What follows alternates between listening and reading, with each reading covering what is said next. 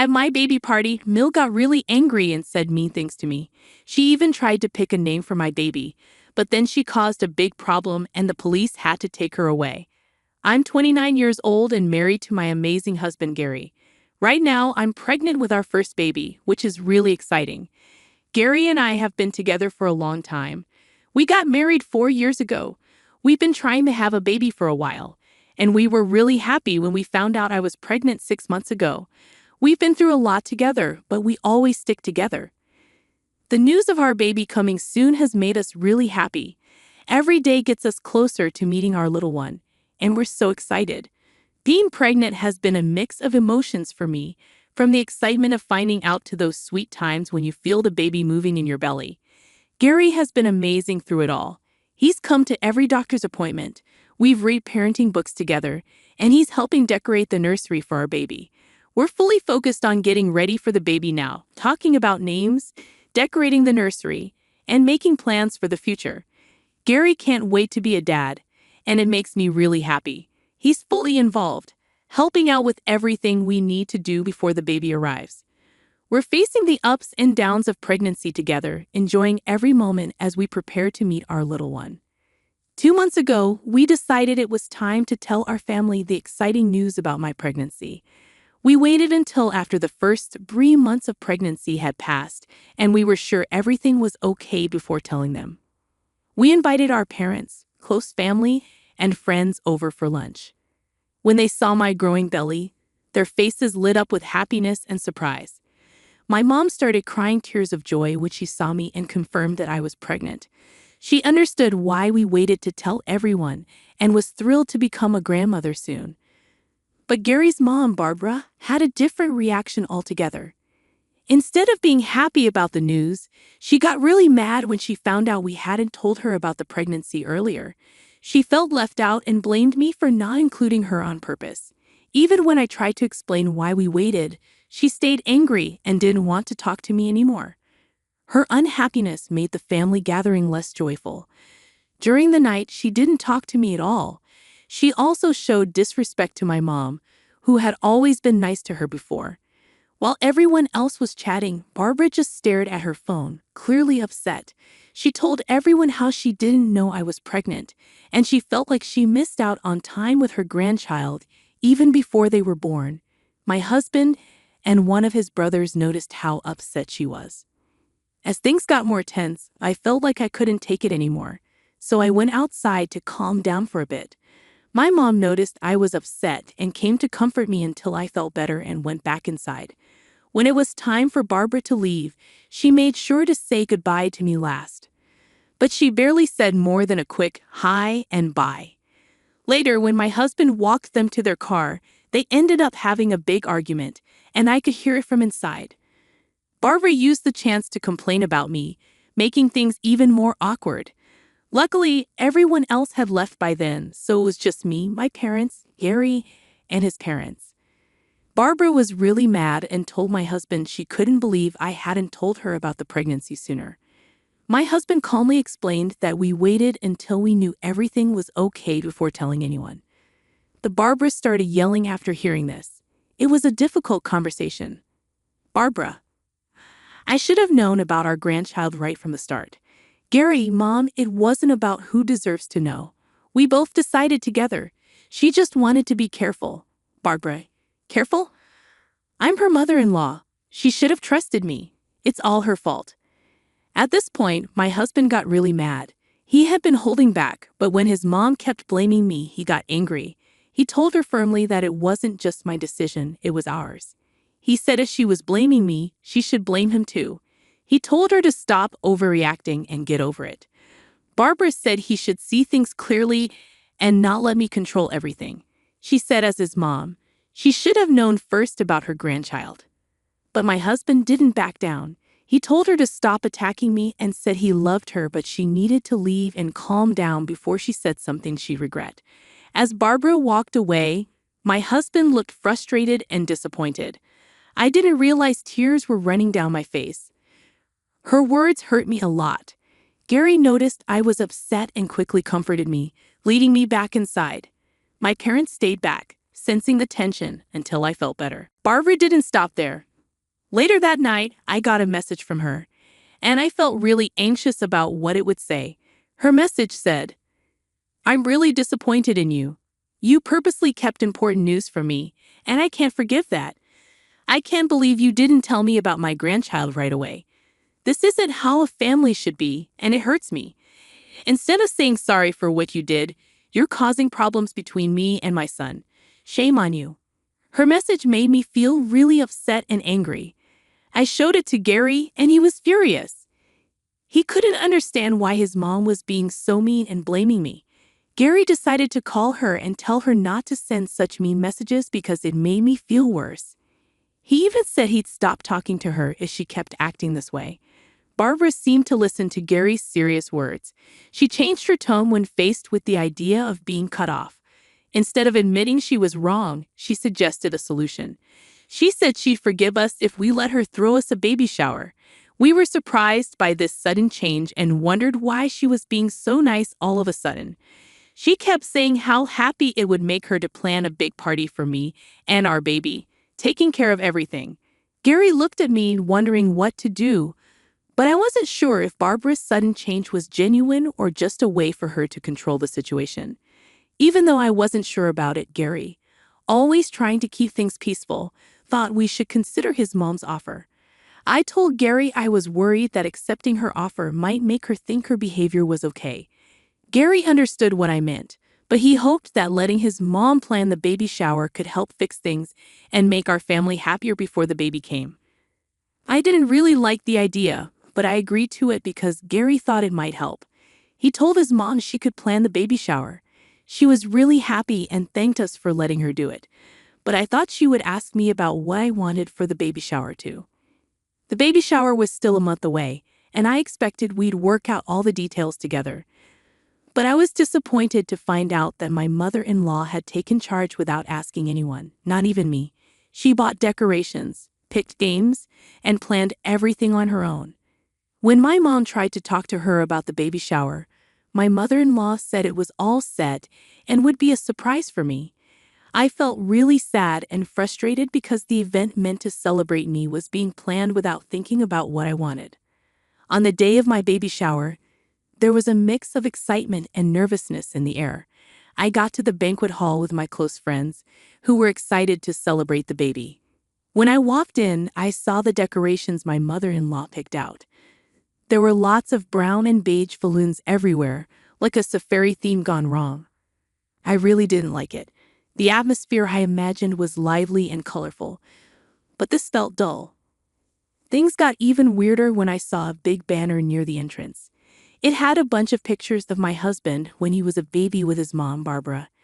Everyone was confused about why those pictures were there at my baby shower. I looked at her with confusion, and she just laughed and said she thought our baby would look exactly like my husband.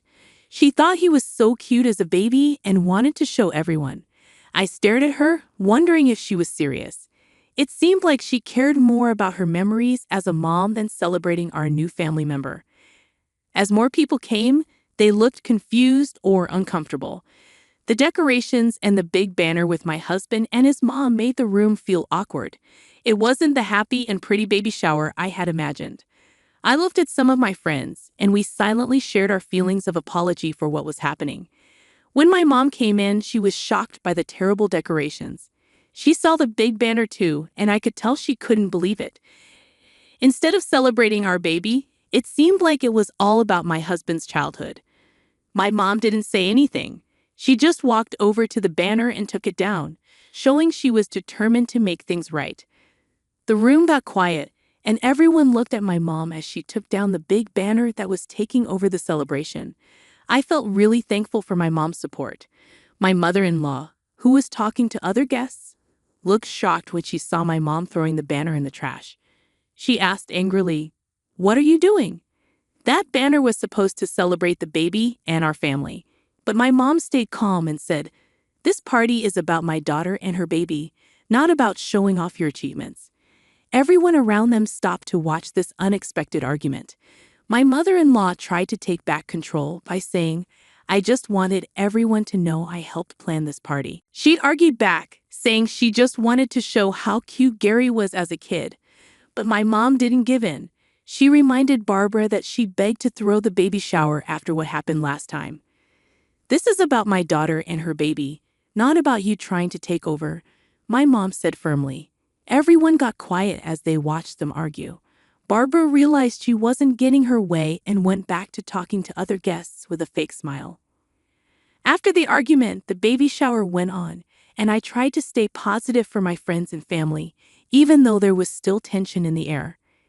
I didn't think there would be any more surprises from my mother-in-law, but she seemed to be drinking a lot for a baby shower.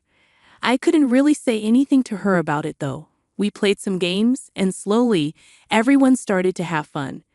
Then it was time to open gifts. I was happy with all the thoughtful presents for my baby, but then my mother-in-law gave me a really big gift box with a huge smile. The room got quiet, and I felt embarrassed and frustrated. My mom looked mad, and the guests didn't know what to do with this unexpected moment. Trying to keep things calm, I forced a smile and thanked her for the gift, even though I wanted to roll my eyes. But things got worse when it was time to cut the cake. My mother-in-law got a huge fancy cake with lots of decorations. She made a big deal out of it, making everyone look at her. I was getting annoyed, wondering what she was doing now. We all waited for her to talk. Then she said she had the perfect name for our baby girl. I felt stuck when she said that, remembering we hadn't even decided on a name yet. She proudly said the baby should be named after her great-grandmother, with a name that sounded really old-fashioned. I was surprised and a bit annoyed that she thought she could choose the name. I tried to be nice, saying my husband and I wanted to pick the name together. But she wouldn't listen. She said she had the perfect name and that I should accept it, especially since she spent a lot of money on the baby shower. I was really surprised by her attitude. I told her firmly that only my husband and I could choose our baby's name, no matter who threw the baby shower. But then she started yelling at me in front of everyone. She said I was being disrespectful and should be thankful for what she did. She even insulted my upbringing, saying I should be thanking her instead of deciding the baby's name myself. Barbara got more and more aggressive, pointing at my face. My mom stepped in front of me to protect me. Barbara kept yelling, saying she was the real mommy of my baby because she gave birth to my husband and he's the one who made me pregnant. Her words were really hurtful. Even though my mom tried to stop her, she didn't listen. She just kept insulting me and my mom. It was clear she had too much to drink, and talking to her didn't help. The whole situation was really uncomfortable for everyone. Realizing things were getting worse, I decided I couldn't take any more embarrassment. I wanted to leave with the gifts my friends gave me, but Barbara grabbed them from me and threw them on the ground. She said I was ungrateful and causing problems between her and her son. More people started paying attention to what was happening, and some even started filming. I asked one of my friends to ask everyone to leave politely, hoping to stop the chaos. But Barbara kept yelling at me, making a scene that nobody expected at what was supposed to be a happy party. I got really mad and decided to call the police to get Barbara away from me because I felt unsafe. Can you believe it? I had to involve the police at my own baby shower because of my difficult mother-in-law. When the police came, Barbara acted like she was the victim and blamed me for everything. Luckily, the police understood the situation and tried to talk to her. But because she was drunk, Barbara didn't listen and even yelled at the police. Things got so bad that they had to arrest her right there. I left with my mom and close friends, feeling really shaken up by what happened. Since then, my husband and I have been dealing with the aftermath. Barbara is trying to make us feel guilty and get sympathy from family members who weren't there. My husband thinks I went too far by calling the police. He thinks I should have called him or his dad for help instead. So Reddit, do you think I was wrong for calling the police on Barbara for ruining my baby shower and pretending to be the baby's real mom? Update 1. I want to thank everyone for their support after I shared my story about calling the police at my baby shower. I've never seen my mother-in-law act so aggressively before. Usually, I only see her during holidays, so I never spent much time with her. Her behavior at the baby shower made me worried she might hurt me, especially with my baby on the way.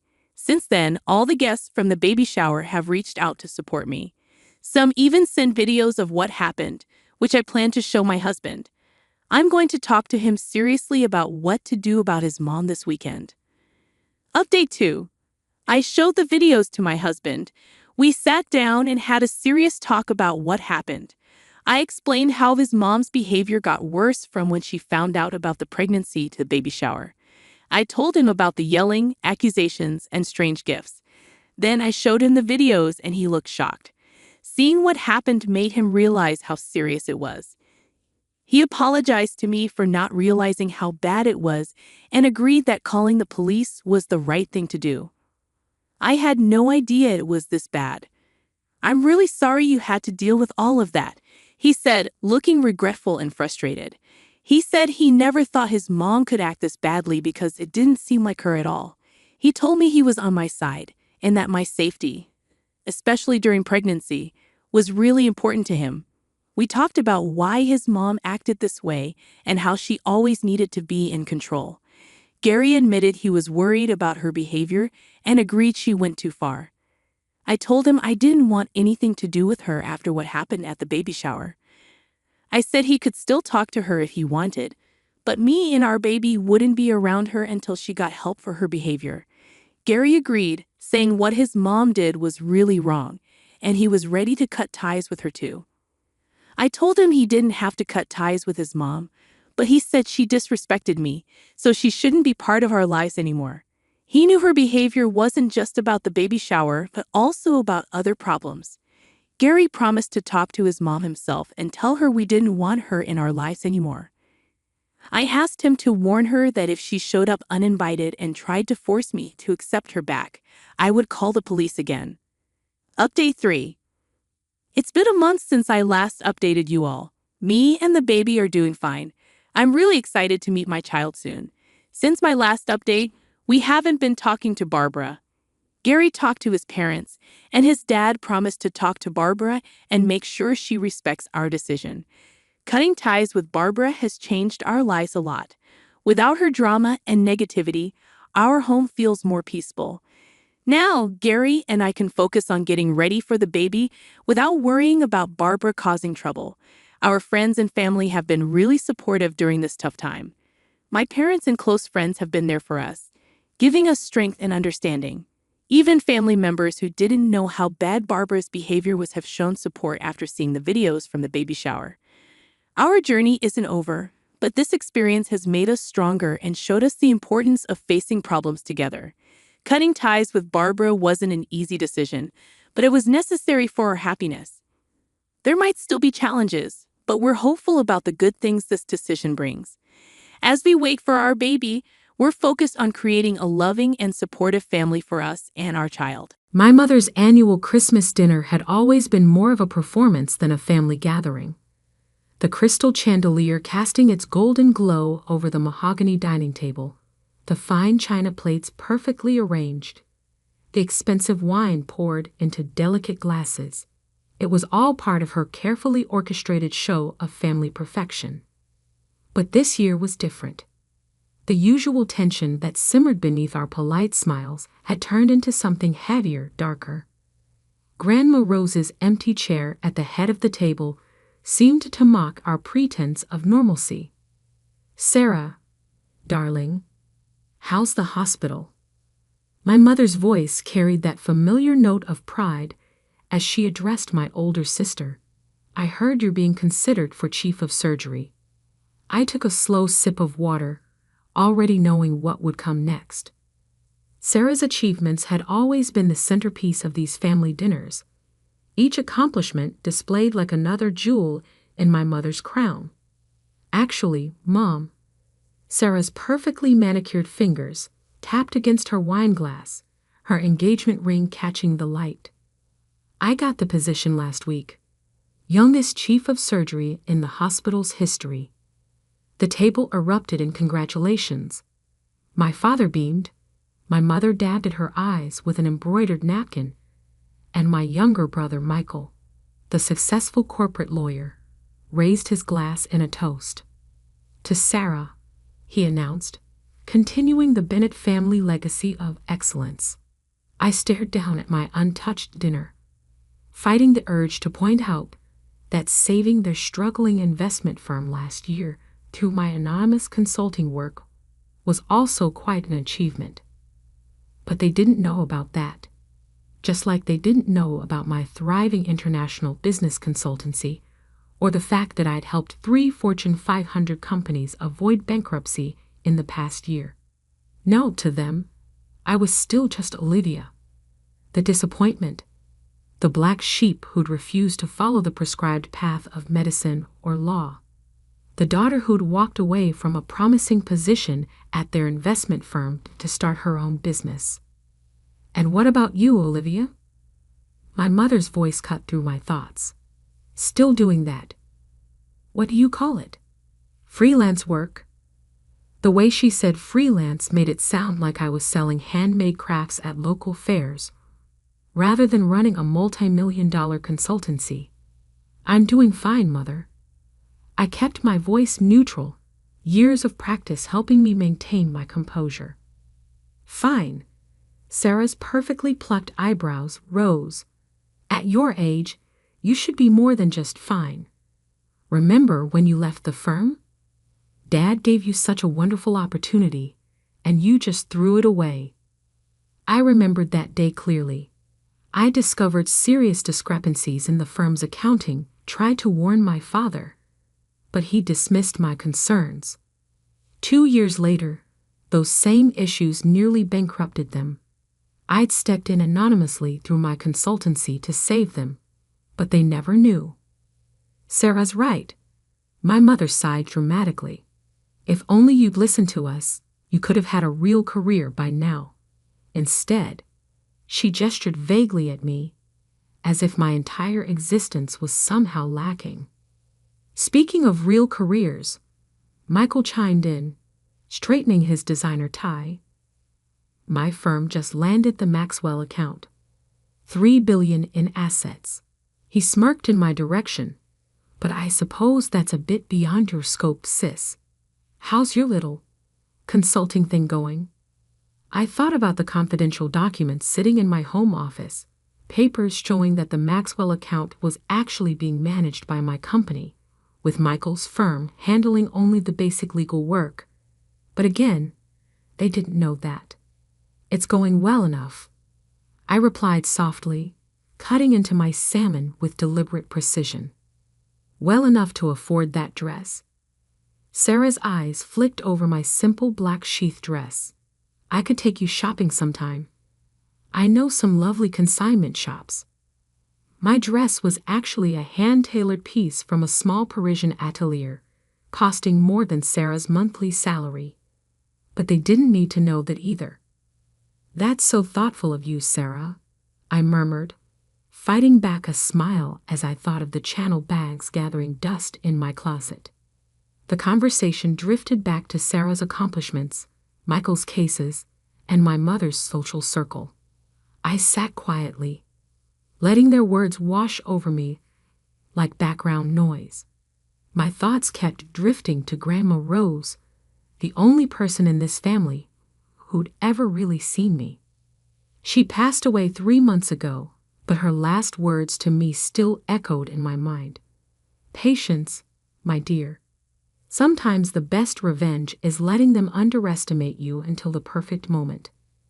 The perfect moment was coming sooner than they knew. Tomorrow morning, the family would gather at Mr. Harrison's office for the reading of Grandma's will. They were all so certain about what would happen. The family estate split between Sarah and Michael, the vacation homes, the investment portfolios, all divided between the successful siblings. But Grandma Rose had always been cleverer than anyone gave her credit for. She'd seen through the family's pretense, recognized their hollow achievements for what they were. Most importantly, she'd known exactly what I'd built, while they were all too busy looking down their noses at me. I heard from Mr. Harrison today, my mother announced, pulling me from my thoughts. The will reading is at 10 tomorrow. I assume you'll be there, Olivia. Though really, it's more a formality for you. Of course, Mother. I dabbed my lips with my napkin, hiding my smile. I wouldn't miss it for the world. Just try not to be disappointed, Sarah added with false sympathy. We all know Grandma Rose understood the importance of keeping the family legacy in capable hands. If only they knew that Grandma Rose had been my first investor, that she'd helped me establish my company, while they were all dismissing my dreams as foolish fantasies. If only they knew that their precious family legacy was already in my hands. But they would find out soon enough. Tomorrow, their carefully constructed world of superiority would come crashing down. Tomorrow, they would learn that the black sheep they dismissed for so long was actually the wolf they should have feared. I raised my water glass, offering them a smile that none of them could quite read. To family, I said quietly. They all echoed the toast, their glasses clinking with expensive certainty. None of them noticed the glint in my eye, the slight curve of my lips that wasn't quite a smile. None of them had any idea what was coming. As I drove home that night, my phone buzzed with a text from Mr. Harrison. Everything is prepared for tomorrow, Ms. Bennett, just as your grandmother arranged. I didn't reply. Instead, I parked my car in the private garage of my penthouse apartment, the one my family thought was a modest rental in a developing neighborhood, and made my way to my home office. The wall of windows offered a spectacular view of the city skyline, lights twinkling like stars against the dark sky. Opening my safe, I pulled out a thick manila envelope. Inside was Grandma Rose's letter to me, written 6 months before her death. I'd read it so many times I knew the words by heart, but tonight I needed to see them again. My dearest Olivia, they never saw you clearly, did they? Too busy preening in their own reflections to notice the quiet strength you were building. But I saw you. I saw how you turned their dismissal into determination, their doubt into drive. Tomorrow, they'll finally see what I've seen all along. The black sheep of the family isn't lost. She's been leading the flock all along. All my love, Grandma Rose. I placed the letter back in the safe, next to the documents that would change everything tomorrow. Then I poured myself a glass of wine, a rare vintage that cost more than Michael's monthly mortgage payment, and settled into my favorite armchair. Tomorrow would be interesting indeed. Mr. Harrison's law office occupied the entire top floor of one of the city's most prestigious buildings. As I stepped out of the elevator at precisely 9:45 a.m., I couldn't help but smile at the irony. I actually owned this building through one of my shell corporations, not that my family knew that. The reception area was already full. Sarah sat perched on an expensive leather chair, her surgeon's hands fidgeting with her pearl necklace. Michael paced by the window, his Italian leather shoes clicking against the marble floor. My parents sat together, my mother's face carefully composed, though her fingers drummed restlessly against her designer handbag. Cutting it rather close, aren't you? Sarah's voice dripped with disapproval as I walked in. I checked my watch, still 15 minutes early, but didn't bother responding. Instead, I took a seat near the window, smoothing down my simple black dress. The same one they'd mockingly suggested came from a consignment shop. Now, my mother interjected with forced cheerfulness. Let's all try to remember what Grandma Rose would want. Family harmony. Michael snorted. Family harmony? Please, Mother. We all know why we're here. The family estate needs proper management, and some of us, his eyes flickered meaningfully toward me, clearly aren't equipped for that responsibility. Before I could respond, Mr. Harrison's assistant opened the conference room doors. The family may enter now. We filed in like actors taking our places on stage. The conference room was impressive, all dark wood and leather. with floor-to-ceiling windows offering a panoramic view of the city. At the head of the long table sat Mr. Harrison, his silver hair and wire-rimmed glasses giving him an appropriately grave appearance. "Good morning, everyone," he began, his voice carrying the weight of 40 years of legal practice. "We're here today for the reading of Rose Eleanor Bennett's last will and testament." I watched my family settle into their seats, all of them wearing nearly identical expressions of barely concealed anticipation. They'd spent the last 3 months since Grandma's death carefully planning how they'd divide her considerable estate. "Before we begin," Mr. Harrison continued, "I must stress that what I'm about to read reflects your grandmother's explicit wishes. She was—" He paused, his eyes meeting mine for a brief moment, "very specific about certain conditions." "Conditions?" My father frowned. "What conditions?" "The estate should simply be divided between the children, as is traditional in our family." Mr. Harrison cleared his throat. "Perhaps it's best if I simply read the will." He opened a thick leather portfolio and began. "I, Rose Eleanor Bennett, being of sound mind and body, declare this to be my last will and testament." The initial paragraphs were standard legal language. I watched my siblings grow increasingly impatient, Michael checking his watch, Sarah tapping her perfectly manicured nails against the table. Then came the part they'd been waiting for. "Regarding the distribution of my estate, valued at approximately $48 million. Sarah sat up straighter. Michael stopped checking his phone.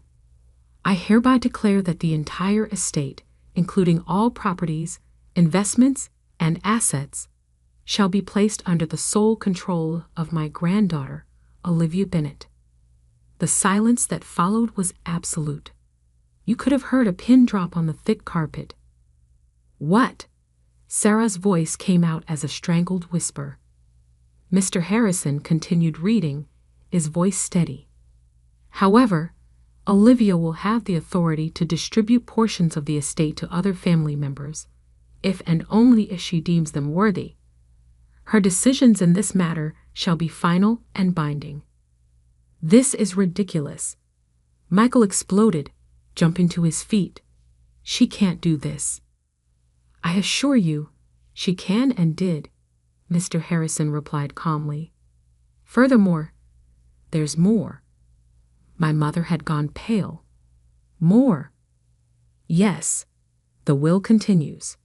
"To ensure my wishes are carried out, I have arranged for all family trust funds, including those previously established for Sarah and Michael Bennett, to be transferred under Olivia's control, effective immediately." The chaos that erupted was exactly what I'd expected. Sarah burst into tears, her perfect makeup beginning to run. Michael started shouting about contesting the will. My mother looked like she might faint. My father stood up, his face red with anger. "This is preposterous. Olivia doesn't know the first thing about managing this kind of wealth. She runs a small consulting business, for God's sake." I finally spoke, my voice quiet but clear. "Actually, Father, there's something you should know about that small consulting business." Mr. Harrison handed me a folder. I opened it, laying out several documents on the table. "Phoenix Global Consulting Group," I began, watching their faces. "Ever heard of it?" Michael scoffed. "Of course. They're one of the largest financial consulting firms in the world. They're the ones who saved Dad's company last year when—" His voice trailed off as realization began to dawn. "When it was about to go bankrupt." I finished for him. "Yes, I know. I'm the one who arranged that bailout." "What are you talking about?" Sarah demanded. "I'm the founder and CEO of Phoenix Global," I said simply. "Have been for the past 8 years. Grandma Rose was my first investor." The silence that followed was deafening. My mother's hand flew to her throat, clutching her pearls. My father had gone from red to white, all the blood draining from his face. That's impossible, Michael stammered. Phoenix Global is worth just over $3 billion. I finished for him. Which makes Grandma's $48 million estate seem rather modest in comparison, doesn't it? Sarah's tears had stopped abruptly. But you live in that small apartment. You wear these simple clothes. I couldn't help but smile.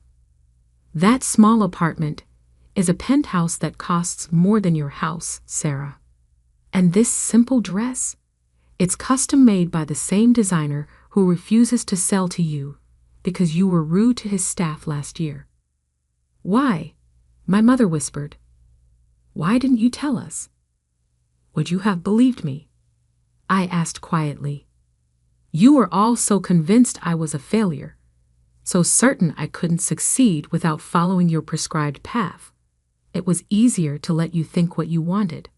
And Grandma knew. My father's voice was barely audible. She knew everything.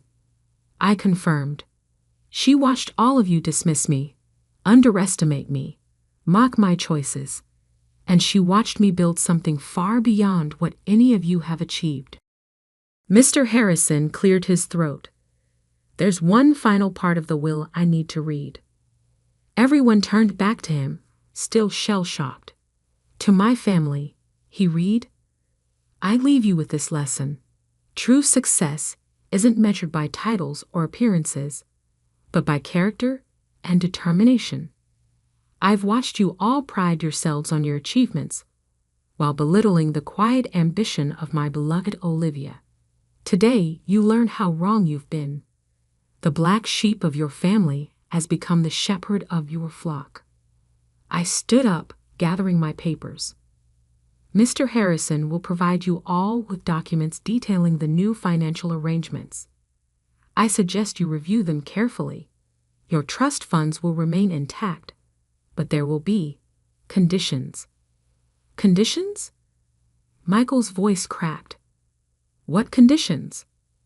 I paused at the door, turning back to face my family. These people who had dismissed me for so long, who were now staring at me like they'd never seen me before. That's for me to decide, I said quietly. After all, I'm no longer the black sheep you can ignore. I'm the one holding the purse strings now. As I walked out of the conference room, I heard Sarah burst into fresh tears, Michael start swearing, and my mother call my name. But I didn't look back. In the elevator, I pulled out my phone and opened my banking app. A new notification popped up. Trust fund transfers complete. Everything had changed. But this wasn't about revenge. It was about justice, about finally being seen for who I really was. Grandma Rose would have been proud. The next few weeks were exactly what I'd expected. A storm of desperate attempts to regain control. My phone buzzed constantly with messages from family members, each one more manipulative than the last. From Sarah, Olivia, we need to talk. I know we've had our differences, but we're still sisters. You can't just cut us off like this. From Michael, this is completely unfair. I have commitments, investments. I need access to my trust fund. From Mother, darling, please. What will people say? The country club is already buzzing with rumors. We need to present a united front. I read each message but didn't respond. Instead, I focused on my work, steering Phoenix Global through a major merger while simultaneously restructuring my family's finances. It was during one of these late nights at the office that my assistant, Lisa, interrupted me. Miss Bennett, your sister is here. I looked up from my computer screen. Through the glass walls of my corner office, I could see Sarah standing in the reception area. Gone was her usual air of superiority. She looked smaller somehow, uncertain in a way I'd never seen before. Send her in. Sarah's eyes widened as she took in my office. The spectacular city view, the elegant furnishings, the clear symbols of power and success she'd never imagined I possessed. This is quite something, she managed, sinking into one of the leather chairs across from my desk. What do you want, Sarah? She flinched at my directness. I've been doing a lot of thinking since the will reading, about how we treated you, about all the things we never knew. You mean all the things you never bothered to ask about, I corrected quietly. Yes, she whispered. That too. She took a deep breath. The hospital board is reviewing my position as chief of surgery. Apparently, some questions have been raised about certain decisions I made. I nodded. I knew all about those decisions, the corners she'd cut, the favors she'd called in, the qualified candidates she'd pushed aside to secure her position. And you're here because? Because I need your help, she admitted, her voice cracking. Not just with money, but with everything. I've built my whole life on appearances, on what mother and father expected. I don't know who I am without that. I studied my sister's face, seeing for the first time the cracks in her perfect facade. Do you know why Grandma Rose invested in my company? Sarah shook her head. Because I showed her a real business plan. Not a name or a title or a designer outfit. Actual substance. She taught me that true success isn't about impressing others. It's about building something meaningful. Tears started rolling down Sarah's cheeks, smearing her expensive mascara. I never knew her like you did I? I was too busy trying to be perfect. No, I agreed. You didn't. I opened my drawer and pulled out a folder. This contains two things. First, a complete audit of your decisions at the hospital. Second, a plan to correct those mistakes, ethically and legally. Her hands trembled as she took the folder. Why would you help me after everything? Because Grandma Rose didn't make me the executor of her will for revenge. She did it to teach this family a lesson about value. Real value. The next visitor came 3 days later. Michael stormed into my office unannounced, his face red with anger. You've frozen all my accounts, he shouted. Do you have any idea what this is doing to my reputation? I calmly looked up from my computer. Sit down, Michael. I will not. Sit down. Something in my voice made him comply. I pulled up a document on my screen and turned the monitor toward him. Do you recognize this? His face went pale. It was a detailed report of every client he'd overcharged, every corner he'd cut, every ethical line he'd crossed in his pursuit of success. How did you? I know everything, Michael. Every shortcut, every lie, every client you've cheated. Did you really think I wouldn't investigate before taking control of the family's finances? He slumped in his chair. What are you going to do? That depends on you. I have a proposal, one that involves you actually earning your success for a change. The hardest conversation came last. My parents requested a meeting at their house, the home I'd grown up in, where I'd spent so many years feeling invisible. They were waiting in the living room, looking oddly diminished. The usual trappings of wealth surrounded them, but somehow they no longer seemed to fit. Olivia, my mother began, we've been talking about everything, about how we treated you. My father cleared his throat. When I nearly lost the company last year, it was you who saved it, wasn't it? Through Phoenix Global? I nodded. Why? He asked. Why help us after how we treated you? Because that's what families should do, I replied. Support each other. not tear each other down to feel superior. My mother started crying softly. We were so wrong about you. So terribly wrong. Yes, I agreed. You were. But that's not why I'm here. I opened my briefcase and took out several documents. These are the new terms for the family trust. There will be changes. They listened in silence as I outlined my conditions. No more trust fund payments without proof of actual work or contribution. No more blank checks for maintaining appearances. Resources would be allocated based on merit, not status. But what will people think?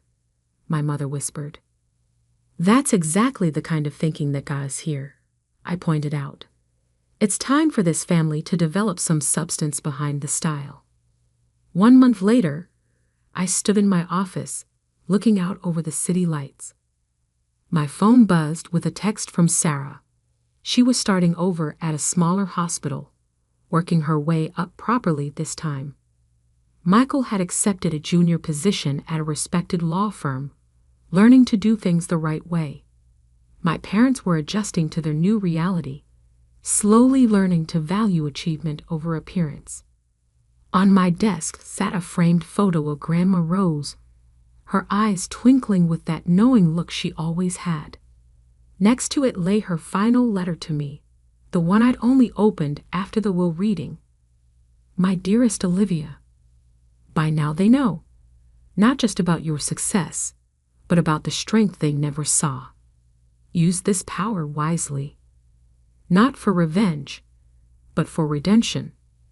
Sometimes the black sheep becomes the shepherd not to punish the flock, but to guide them to better pastures.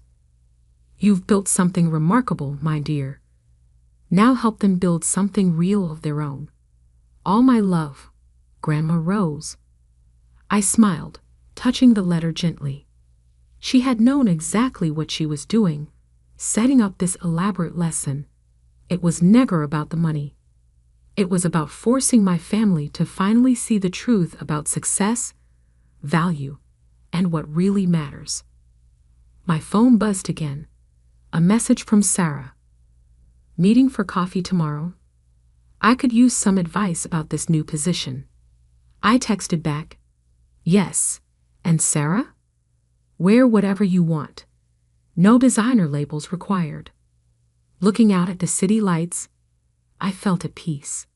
The black sheep had indeed become the shepherd, but not to lord over the flock, to lead them toward something better, something real. Grandma Rose would have liked that. The Anderson family dinner table had always been a battlefield of financial debates, but that night in 2013 was different. That was the night I told them I was selling my car to buy Bitcoin. You're doing what? Michael, my older brother, nearly choked on his wine. As the youngest vice president in Morgan Stanley's history, he considered himself the family's financial expert. Bitcoin, I repeated, maintaining eye contact. It's trading at $100 right now. I think it could hit $1,000 by year's end. Alex, sweetheart, my mother intervened, using her talking to a child voice despite me being 25. Maybe you should listen to your brother. He knows about these things. Michael leaned back in his chair, swirling his expensive wine with the smug confidence of someone who thought he knew everything about money. Bitcoin is a scam, plain and simple. No institutional investor would touch it. It's magic internet money for gamblers and criminals. Our father, a retired investment banker himself, nodded in agreement. Son, if you want to invest, I can introduce you to some real opportunities. Proper stocks, bonds, reliable things.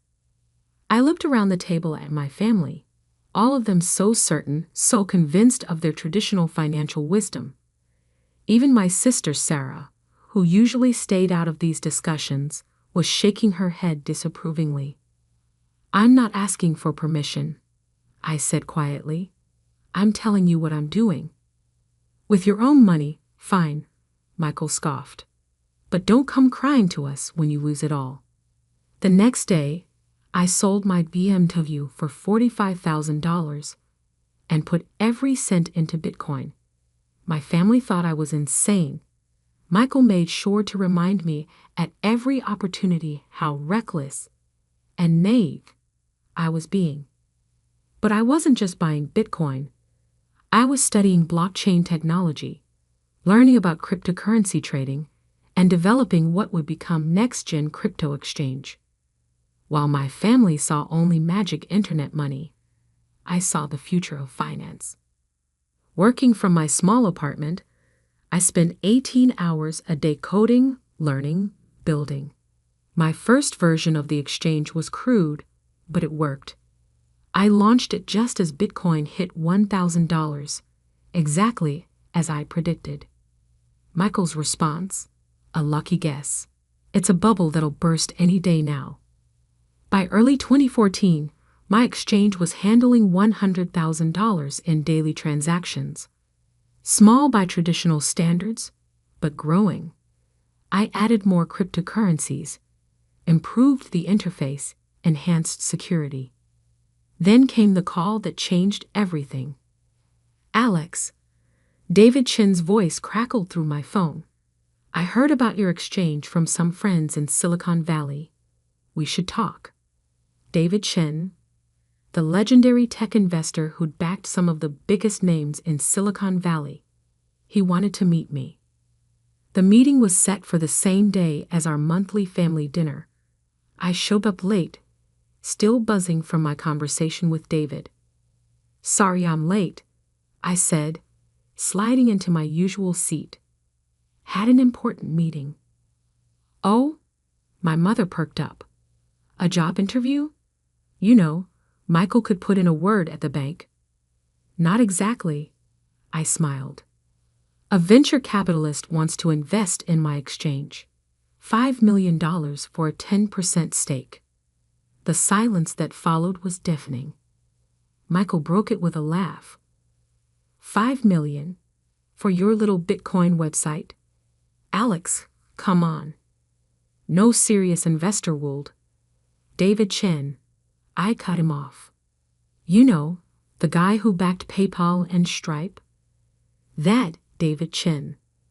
For the first time in my life, I saw my brother speechless. That's impossible," he finally managed. "David Chen doesn't invest in cryptocurrency. He does now." I pulled out my phone and showed them the signed term sheet. "The deal closes next week. My exchange is now valued at $50 million. My father leaned forward, suddenly interested. "Son, perhaps we should discuss this.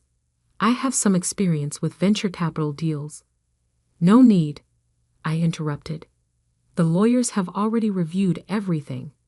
I'm not here to ask for advice. I just thought you should know that your son's magic internet money scam is now worth more than your entire investment portfolio, Dad." The look on their faces, the slow realization that maybe, just maybe, they'd been wrong, was priceless. But it was nothing compared to what was coming. Because what they didn't know was that the David Chen deal was just the beginning. My exchange wasn't just another cryptocurrency platform. It was about to revolutionize how digital assets were traded. And my family, with all their traditional financial wisdom, had no idea what was about to hit them. I left dinner early that night, ignoring Michael's suddenly friendly attempts to discuss potential synergies between my exchange and his bank. In my car, I checked my phone. Bitcoin had just crossed $1,200.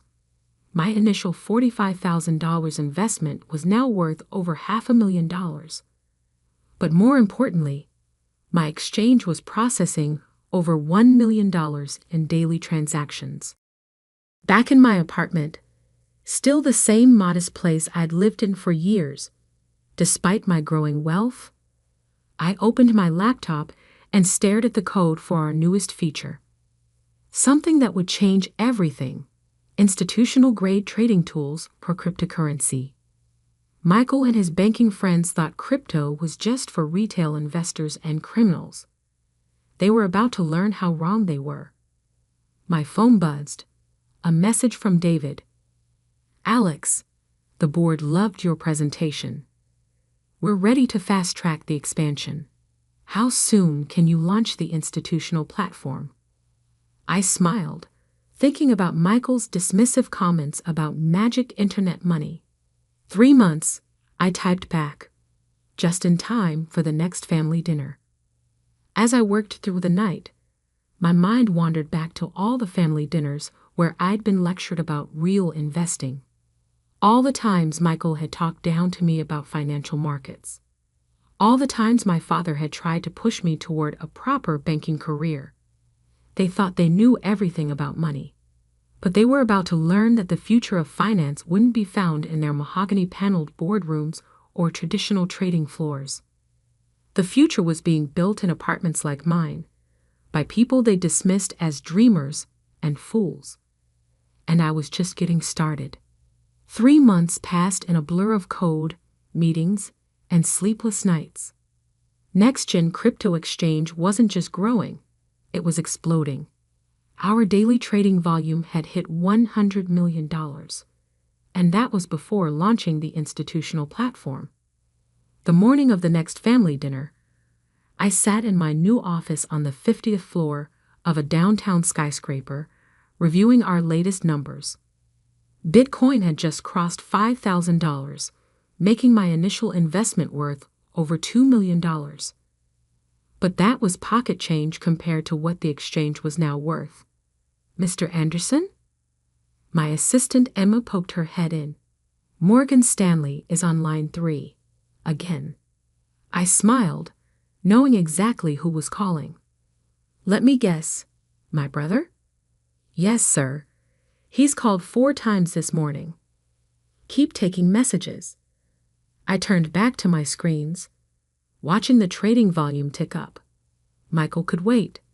He'd been trying to get a meeting for weeks, ever since rumors about our institutional platform started circulating on Wall Street. My phone buzzed with a text from Sarah, my sister. Mom wants to make sure you're coming to dinner tonight. She says it's important. Of course, it was important. The whole family had suddenly become very interested in my little Bitcoin website since the David Chen investment went public. At exactly 7 p.m., I pulled up to my parents' house in my new Tesla Model S. No more old apartment. I'd finally decided to start living like the billionaire I was becoming. Not that my family knew about that part yet. Alex, my mother rushed to greet me at the door. We were just talking about your, what do you call it? Crypto thing. I stepped into the dining room to find not just my immediate family, but several surprise guests. Uncle Peter from Goldman Sachs, Cousin William from J.P. Morgan, even my father's old partner from his investment banking days. Michael sat at the center of the table, practically bouncing with barely contained excitement. Alex, perfect timing. We were just discussing potential opportunities for collaboration. I took my seat, noting how everyone seemed to be watching me. Were you now? Yes. Uncle Peter leaned forward. Michael tells us your platform is doing quite well. We'd love to hear more about it. I bet they would. What they didn't know was that I just finished a board meeting where we'd reviewed their bank's desperate attempts to get early access to our institutional platform. Actually, I said, pulling out my phone. Why don't I show you? I projected our latest statistics onto the dining room wall using a small portable projector. The numbers spoke for themselves. Daily trading volume, $500 million. Active users, 2 million. Institutional clients waitlist, 400 plus. Platform valuation, $2.8 billion. The room went silent. That's impossible. William stuttered. Those numbers can't be right. They're actually outdated, I replied calmly. This morning's volume crossed $600 million. We're the fastest growing cryptocurrency exchange in history. Michael's face had gone pale. But you never said. You never asked, brother. Too busy telling me how cryptocurrency was a scam, remember? My father cleared his throat. Son, with numbers like these, you must be thinking about taking the company public. I have some contacts at Goldman who cooled. We don't need traditional investment banks, I cut him off. In fact, as of next week, they'll meet us. I pulled up another screen. The preview of our institutional trading platform. NextGen Prime launches Monday. It's going to revolutionize how banks and hedge funds trade digital assets. We've already signed partnerships with 3 of the top 5 financial institutions in the world. Which ones? Uncle Peter demanded. I'm afraid that's confidential, but I'm sure your bank's CEOs will tell you soon enough. They've been quite enthusiastic in our meetings. The atmosphere in the room shifted. Suddenly, I wasn't little Alex playing with internet money. I was Alexander Anderson, the CEO they'd been desperately trying to meet.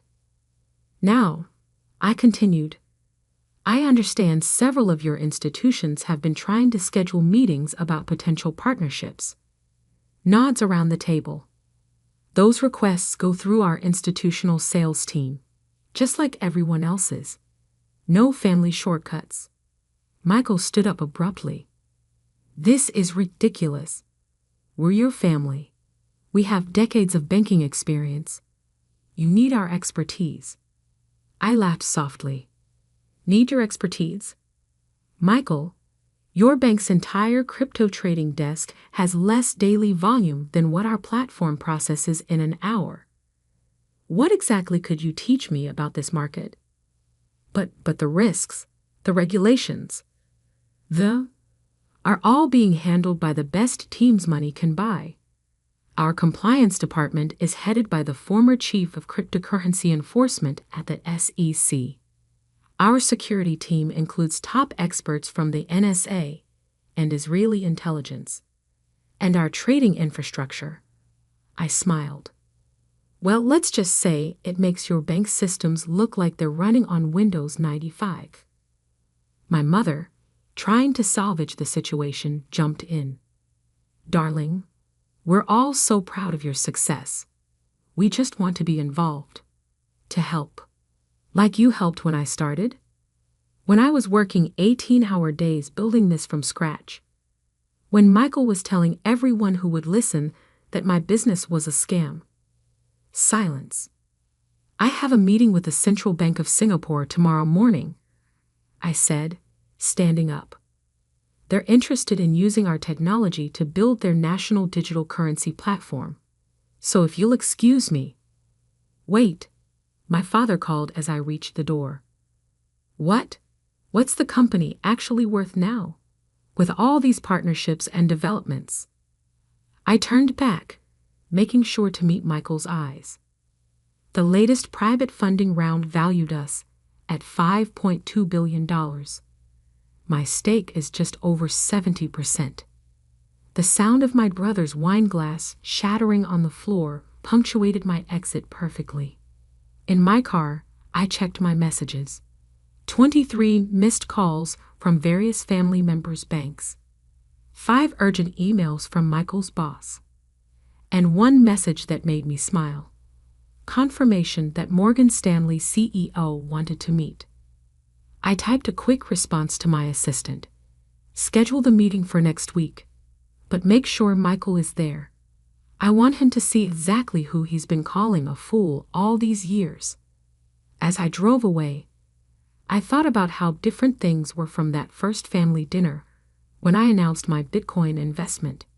They'd laughed then, called it fake money, said I was throwing my life away. Now they were practically begging for a piece of what I'd built. But the best part? They still didn't know about our newest development. The one that would make everything we'd done so far look small in comparison. The one I was saving for our next family dinner. The meeting with Morgan Stanley's CEO was scheduled for 10 a.m. in our New York headquarters. I made sure Michael would have a front row seat to what was coming. I sat in my office, 52 floors above Manhattan, watching the morning sun glint off neighboring skyscrapers. The wall of screens behind my desk displayed real-time trading data from NextGen's platforms. Over $2 billion in trading volume already, and it wasn't even lunchtime. "They're here," Emma announced through the intercom. "Send them up. And Emma, make sure the presentation is ready." The elevator doors opened to reveal Morgan Stanley's entire executive team, led by CEO James Harrison. Michael trailed behind them, trying to look important, but clearly uncomfortable. "Alexander." Harrison stepped forward, hand extended. "Finally, we meet in person." I gestured to the conference room where the wall-to-wall windows offered a stunning view of the city. "Please, make yourselves comfortable." As they took their seats, I noticed Michael's eyes darting around, taking in every detail of our office. The state-of-the-art trading floor visible through glass walls. The hundreds of employees bustling about. The massive screens showing our global operations. "Quite an operation you've built here," Harrison began. "Your institutional platform has certainly caught our attention." "Yes," I smiled. "I believe you've been trying to get a meeting for how long, Michael?" My brother shifted uncomfortably. "Alex, 3 months," Harrison cut in. "Which is why we're here today. We want to discuss a potential partnership. Morgan Stanley has significant resources that could help expand your platform's reach." I leaned back in my chair. "Interesting. And what exactly do you think we need help with?" "Well," Harrison gestured to his team. "We have decades of experience in traditional finance, global infrastructure, regulatory relationships." Let me stop you there. I pressed a button, and the room's screens came to life. Let me show you something we haven't made public yet. The screens displayed a global map with pulsing lines connecting different points. This is NextGen's current network. We process more transactions per second than all major stock exchanges combined. Our security protocols are 3 generations ahead of anything in traditional banking. And our regulatory compliance systems are being studied by central banks as a model for the future. I switched to another screen. "But that's not why you're really here, is it? You're here because of this." The screen showed a preview of NextGen's newest platform, introducing NextGen Bridge, the future of global finance. Harrison leaned forward, his eyes widening.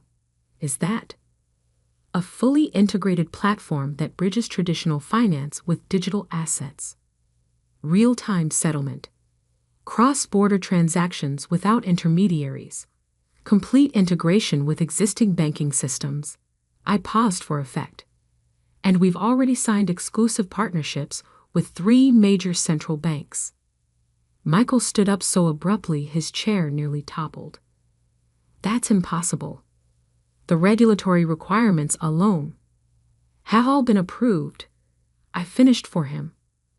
"While you were busy calling cryptocurrency a scam, we were revolutionizing the entire financial system." Harrison's face had gone pale. "The rumors about Project Phoenix, that was you." I nodded. "NextGen Bridge launches next month. We're offering partnership opportunities to a select few institutions." I slid a document across the table. "This is our only offer to Morgan Stanley." Harrison grabbed the paper, his hands shaking slightly as he read. His eyes stopped at one particular line. This values your company at $12 billion. I confirmed. "And that's just the beginning." Michael looked like he might faint.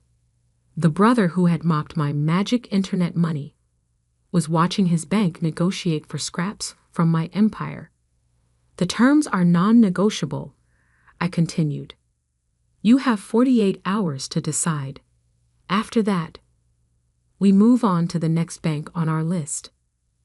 But we need time to conduct due diligence, Michael sputtered. To review the technology. No, you don't. I stood up. Because every minute you spend deciding is a minute your competitors could be signing with us instead. Isn't that right, Mr. Harrison? Harrison was already pulling out his phone. I'll call an emergency board meeting for this afternoon. As the Morgan Stanley team filed out, Harrison paused at the door. Michael never mentioned his brother was building something like this. No, I smiled. He was too busy telling everyone it was a scam. After they left, I sat alone in the conference room, thinking about how far things had come from that first family dinner. My phone buzzed, a message from Sarah. Mom's planning another family dinner next week. Says it's important we all talk about recent developments. I texted back. Perfect timing. I have something to announce. What my family didn't know, what even Morgan Stanley didn't know, was that NextGen Bridge was just the beginning. The real bombshell would come at that dinner. The week passed in a blur of activity. Morgan Stanley signed our partnership agreement within 24 hours. 6 other major banks followed suit.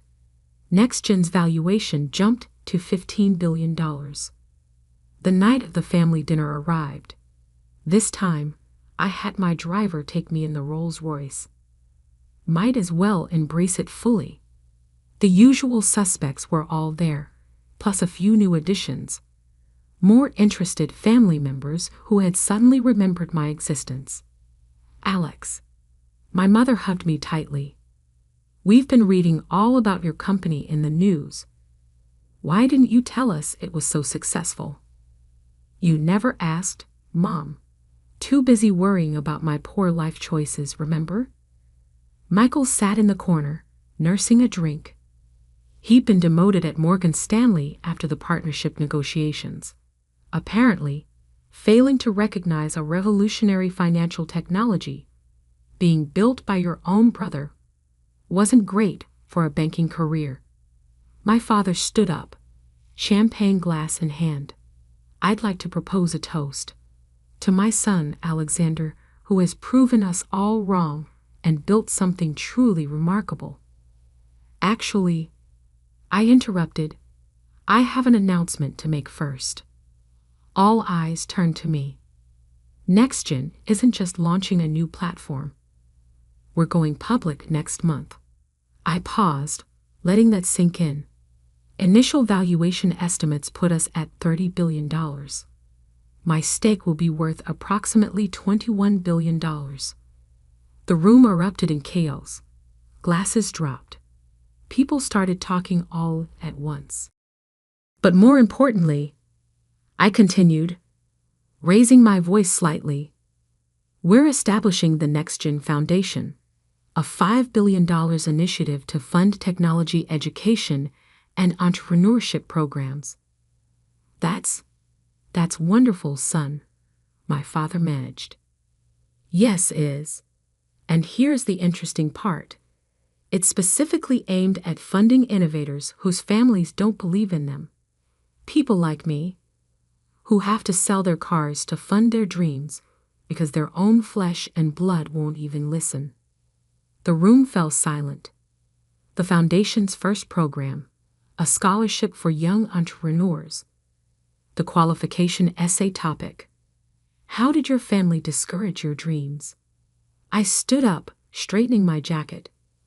Oh, and one more thing. We're launching a financial literacy program teaching people about cryptocurrency and digital assets. I'm naming it after you, Michael. So everyone will remember how the great investment banker couldn't see the future of finance when it was sitting right across his dinner table. Alex, my mother started, surely you understand we were just worried about you. No, Mom. You weren't worried. You were judgmental, controlling, convinced that your way was the only way. I looked around the table.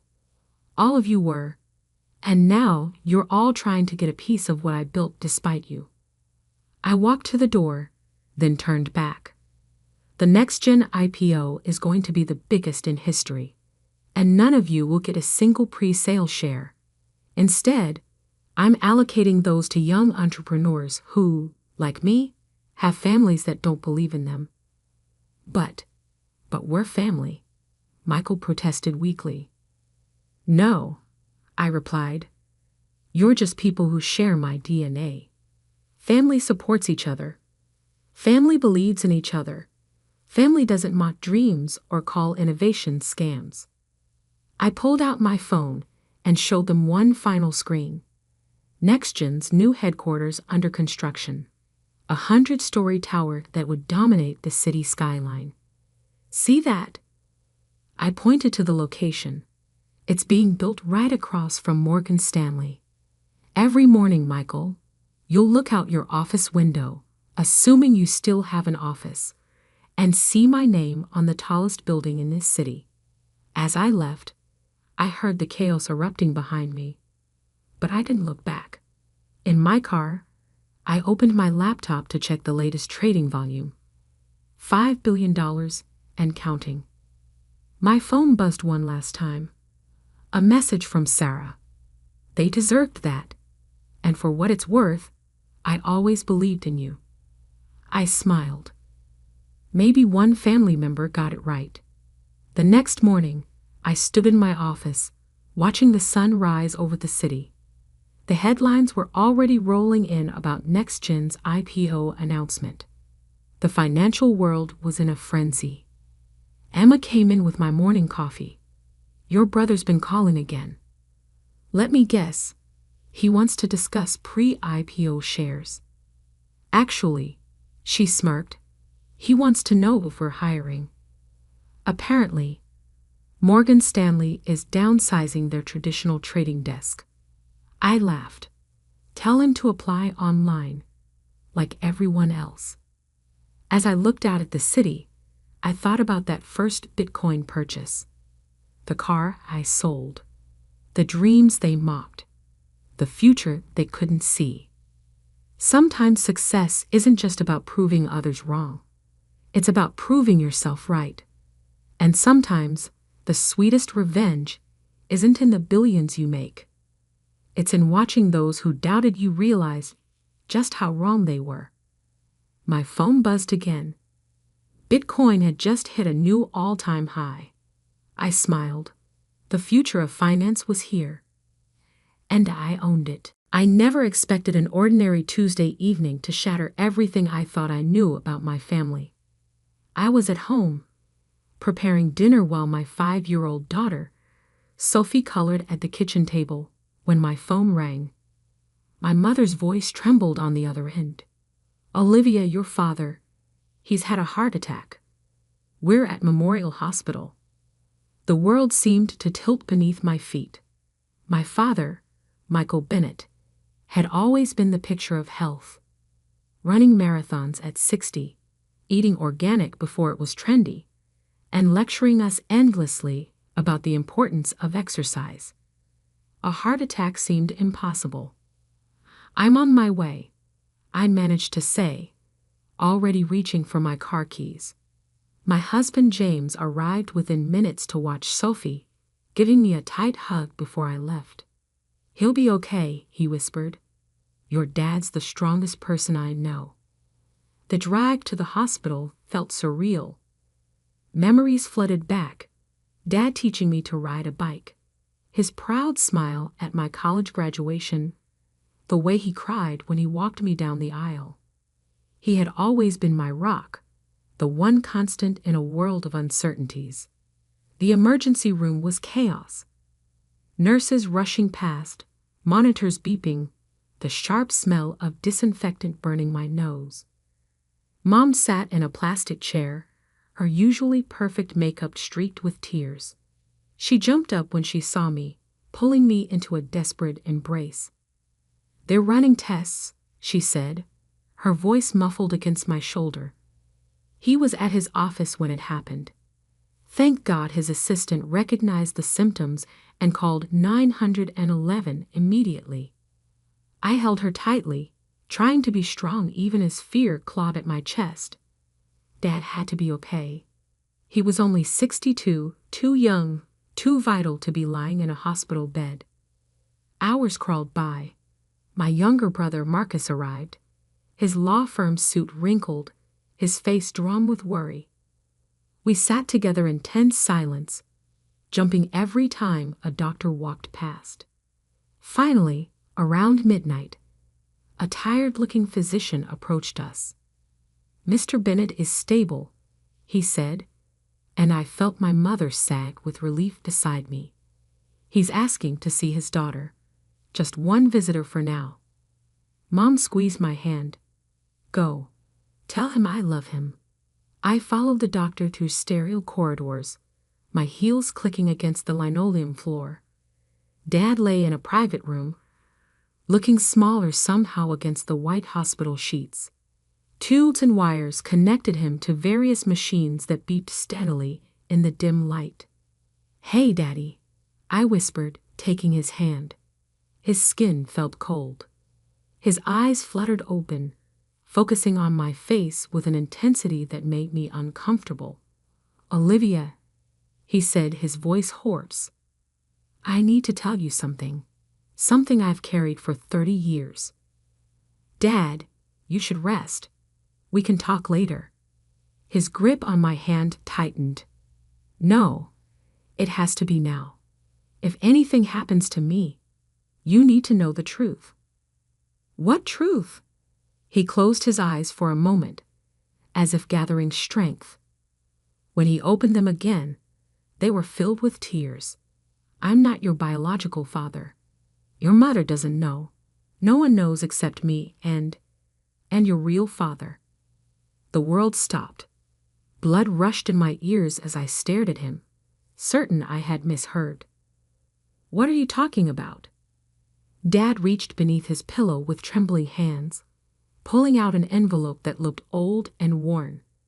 "I've carried this letter for 30 years. Read it. You'll understand everything." I took the envelope, my fingers numb. The paper was yellowed with age, the handwriting unfamiliar yet somehow familiar at the same time. As I began to read, my father's monitors beeped steadily in the background, marking the moments as my entire world began to unravel. "Dear Michael," the letter began, "by the time you read this, I'll be gone. Catherine doesn't know, and she can never know, but Olivia is my daughter. That night, the one you were away at your father's funeral, I've carried the guilt for years. Catherine was vulnerable, grieving over her sister's death, and I was there to comfort her. We both regretted it immediately. When she told me she was pregnant, I knew I had to leave. You're a better man than I ever could be. Love her, protect her, and please, forgive me. Daniel." I looked up from the letter, my vision blurring with tears. Daniel? Mom's brother-in-law? The one who disappeared after Aunt Sarah died. Dad nodded slowly. "Your mother was devastated when Sarah died. I was away, dealing with my father's funeral arrangements. Daniel was there for her, and they made a mistake. One night, that's all it took." My mind raced, trying to process this impossible revelation. Daniel had been married to my mother's sister, Sarah. After Sarah died in a car accident, he had vanished, leaving behind a successful law practice and countless unanswered questions. Mom had always spoken of him with a mixture of anger and sadness, calling him a coward for running away when the family needed him most. But how did you know?" I stammered. "Did he tell you?" Dad's fingers played with the edge of his blanket. "No. The letter arrived 9 months after that night, just a week after you were born. I found it in our mailbox. No return address. I recognized his handwriting immediately. And you never said anything for 30 years? What good would it have done? Dad's voice was tired, but firm. Your mother was happy. You were perfect. This beautiful baby girl who looked at me with such trust. I made my choice that day. I burned the envelope, but I kept the letter. Just in case. In case of what? In case something happened to me. You deserve to know the truth about where you come from. But Olivia, his grip on my hand tightened again. This doesn't change anything. You're my daughter in every way that matters. I sat there, letting the tears fall freely now. Every memory of my childhood seemed to shift and reshape itself. Dad teaching me to ride a bike, his patience as I struggled with math homework, the way he beamed with pride at every school play and piano recital. Had he looked at me differently, knowing I wasn't his?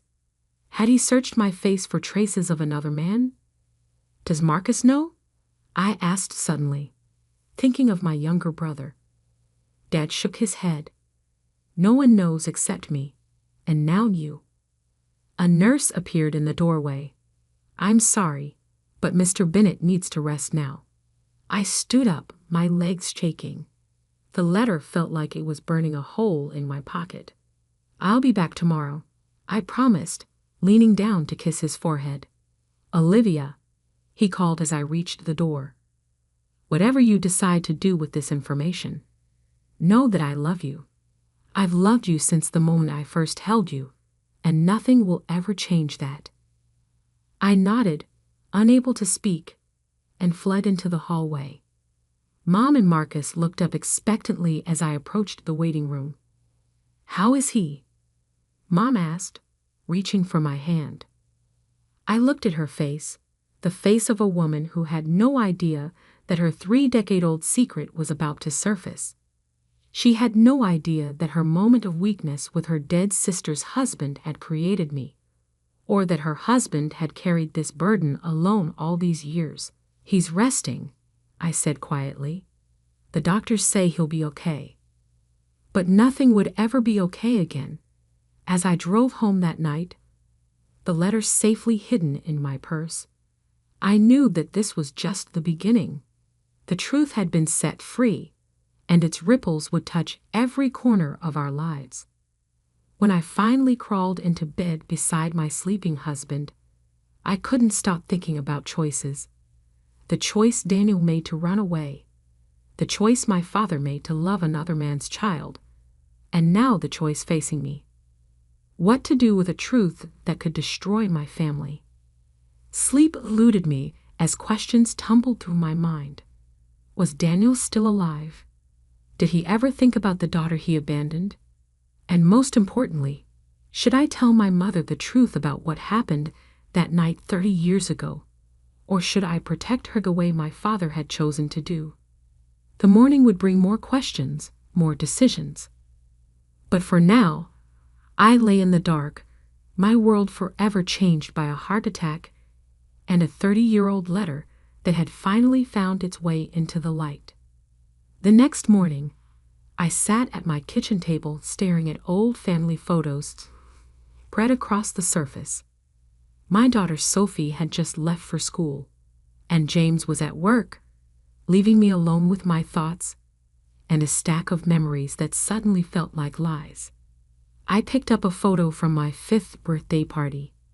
There I was, grinning with chocolate cake smeared across my face, while Dad— No, Michael, I corrected myself, though it felt wrong— looked at me with pure adoration. How many times had he searched my features for signs of Daniel? How many times had he wondered if today would be the day someone noticed I didn't quite look like him? My hands shook as I pulled out the letter again, studying the handwriting more carefully. Daniel Parker, my biological father. I remembered him vaguely from childhood, always at the edges of family gatherings before Aunt Sarah's death. Tall, with dark hair like mine. Quiet, but with a sharp wit that made everyone laugh. He disappeared shortly after Sarah died, and no one had heard from him since. My phone buzzed. Mom calling for the third time this morning. I let it go to voicemail. How could I talk to her knowing what I knew? How could I look into her eyes and not blurt out the truth? Instead, I opened my laptop and typed Daniel Parker lawyer into the search bar. Hundreds of results popped up, but most were too recent or from other states. Then, buried on page 4, I found an old newspaper article from 1993. Local attorney Daniel Parker leaves prestigious firm. The article mentioned his departure from Stewart and Associates, one of the city's top law firms, citing personal reasons following his wife's tragic death. There was a photo my breath caught. I had my mother's smile. But those eyes? Those were undeniably his. My phone buzzed again. This time, it was Marcus. Liv, where are you? Mom's freaking out. Dad's being moved out of ICU today. I closed my eyes, guilt washing over me. In my obsession with the past, I'd almost forgotten about Dad's condition. I'm on my way, I promised. The hospital was quieter today, sunlight streaming through large windows. Mom sat beside Dad's bed, holding his hand while he slept. She looked up when I entered, her face drawn with exhaustion. There you are. I've been so worried. Why haven't you been answering your phone? Sorry. I mumbled, avoiding her eyes. Had to get Sophie to school, then got caught up with some work stuff. Dad's eyes fluttered open. When he saw me, something passed across his face. Fear? Regret? Before I could decipher it, Marcus burst in with coffee and bagels.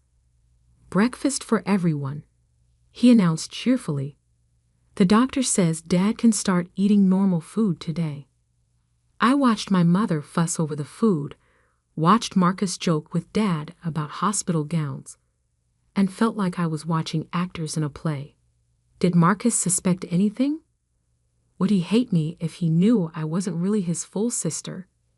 After breakfast, Mom went to fill out some paperwork, and Marcus stepped out to take a work call. Finally, alone with Dad, I pulled out the letter. I need answers, I said quietly. Real ones. Dad sighed, looking older than I'd ever seen him. Ask me anything. Did you ever try to find him after he sent this? Once, Dad admitted. About a year after you were born, I hired a private investigator. My heart skipped. And he'd moved to Europe, France specifically. The PI found that he'd started a new law practice in Paris. France, an entire ocean away. Had he run that far to escape his guilt? Or was there more to the story? Did you ever? I swallowed hard. Did you ever resent me? Knowing I wasn't yours?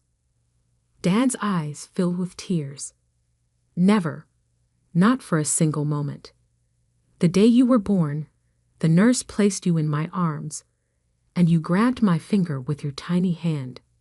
In that moment, biology didn't matter. You were mine. I wiped my eyes. Why tell me now, after all these years? Because secrets have a way of coming out eventually, he said softly. And because you deserve to know your own story. But Olivia? He reached for my hand. Whatever you decide to do with this information, please be careful with your mother's heart. I nodded, but my mind was already racing ahead. Daniel Parker was in France. It wasn't much, but it was a start. That evening, after putting Sophie to bed, I finally told James everything. He listened without interrupting, holding me as I cried. What are you going to do? He asked when I finished. I don't know, I admitted. Part of me wants to forget I ever learned this. go back to normal life. But I can't. I need to know why. Why he left. Why he never tried to contact me. Why? My voice broke. Why wasn't I enough for him to stay? James held me tighter. Whatever you decide, I'm here. We'll figure this out together. Later that night, I couldn't sleep. I got up and went to my home office, opening my laptop. My cursor hovered over the search bar for a long moment before I typed, "Flights to Paris." The next morning, I arrived at the hospital early, before anyone else. Dad was awake, looking stronger. "I need you to tell me everything you remember about that time," I said without preamble. About Daniel, about Mom, about what happened after Sarah died. Everything. Dad was quiet for a long moment, then began to speak. It was a difficult time. "Your Aunt Sarah's death was sudden, a car accident on a rainy night. Your mother was devastated. They were so close. I had to leave for my father's funeral 2 days later. I didn't want to go, but..." He trailed off, lost in memories. Daniel was different after Sarah died. Withdrawn, angry. He and Sarah had been trying for a baby when she died. I think that made it harder.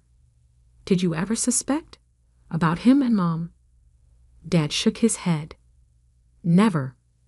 Not until the letter came. Your mother was so happy when she found out she was pregnant. She thought it was a miracle, given how long we'd been trying." My throat tightened. "You never tried for another baby after me?" "We did, actually, but it never happened. Now I wonder if..." He stopped, pain crossing his face. "If you couldn't have children at all," I finished softly. "If that's why Mom never got pregnant until..." Dad nodded. "It doesn't matter now. You were all I ever wanted." I pulled out my phone, showing him the flight itinerary I'd been looking at. His eyes widened. "You're going to look for him?" "I have to," I said, "even if it's just to understand why." He was quiet for a long moment. "There's something else you should know. The PI. He found more than just Daniel's location." My heart stopped. "What do you mean?" "He had another family in France. A wife, 2 daughters about your age now." The room spun. "Sisters. I had sisters. Does Mom know about any of this?" A new voice asked from the doorway. We both turned to see Marcus standing there, his face pale. Horror washed over me. "Marcus, I heard everything," he said quietly. "How long have you known?" "Just since last night," I whispered. "I was going to tell you. He walked into the room, closing the door behind him. "My whole life, I wondered why we looked so different. Everyone always said I was Dad's clone. While you..." He shook his head. "It makes sense now." "Marcus, please." "Does it matter?" Dad interrupted. "Does it change anything about who we are as a family?" Marcus looked at him for a long moment, then at me. "No," he said finally. "It doesn't change who you are to me, Liv. You're my sister. Period." Relief flooded through me as he pulled me into a hug. Over his shoulder, I saw Dad smiling, tears in his eyes. "So," Marcus said as we pulled apart, "when are we going to Paris?" I blinked. "We? You didn't think I'd let you do this alone, did you? Besides," he grinned, "I've always wanted to see the Eiffel Tower." Looking at them both, my father who chose me, and my brother who didn't care about DNA, I felt stronger. Whatever we found in France, whatever truths were still hidden, we would face them together. But first, we had to deal with Mom. And that conversation would change everything. Telling my mother the truth was the hardest thing I'd ever done. We chose to do it at home, after Dad was discharged from the hospital. Marcus and I had spent days planning how to break the news gently. But when the moment came, all our careful preparations dissolved into tears and trembling hands. Mom sat on her favorite armchair, Dad beside her on the couch, while Marcus and I perched nervously on the ottoman. The letter felt heavy in my pocket, like a time bomb waiting to explode. "Catherine," Dad began, his voice steady despite his pallor. "There's something we need to tell you. Something I should have told you 30 years ago." Mom's face changed instantly. That sixth sense that mothers have telling her something was terribly wrong. "Michael? What is it?" I pulled out the letter with shaking hands. "Mom, this came for Dad, right after I was born." She took it, confusion evident on her face as she unfolded the paper. I watched her eyes move across the words, saw the exact moment understanding hit her. All the color drained from her face. "No," she whispered. "No, this isn't. This can't be." "Mom," I said softly, reaching for her hand. She yanked it away. "This is a lie," she said, her voice rising. "Daniel, how dare you? How dare you suggest?" "The night at Sarah's house," Dad said quietly, "when I was away at my father's funeral." Mom stopped breathing. Her hands flew to her mouth as 30-year-old memories crashed over her. "Oh God," she choked out. "Oh God, no." The room fell silent except for her muffled sobs. I wanted to go to her, to hug her, but I didn't know if she'd accept comfort from me now.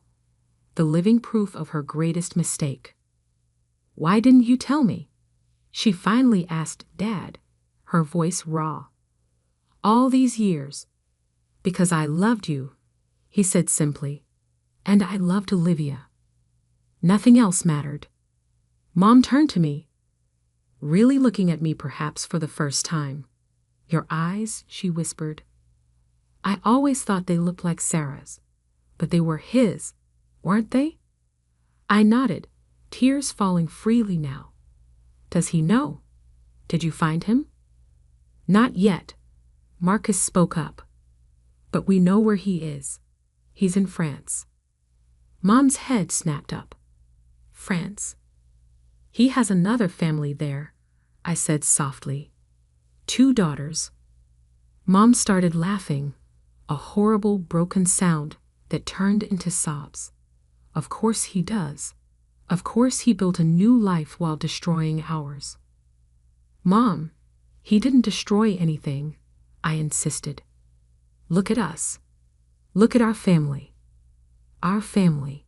She stood up suddenly. "Our family is built on lies.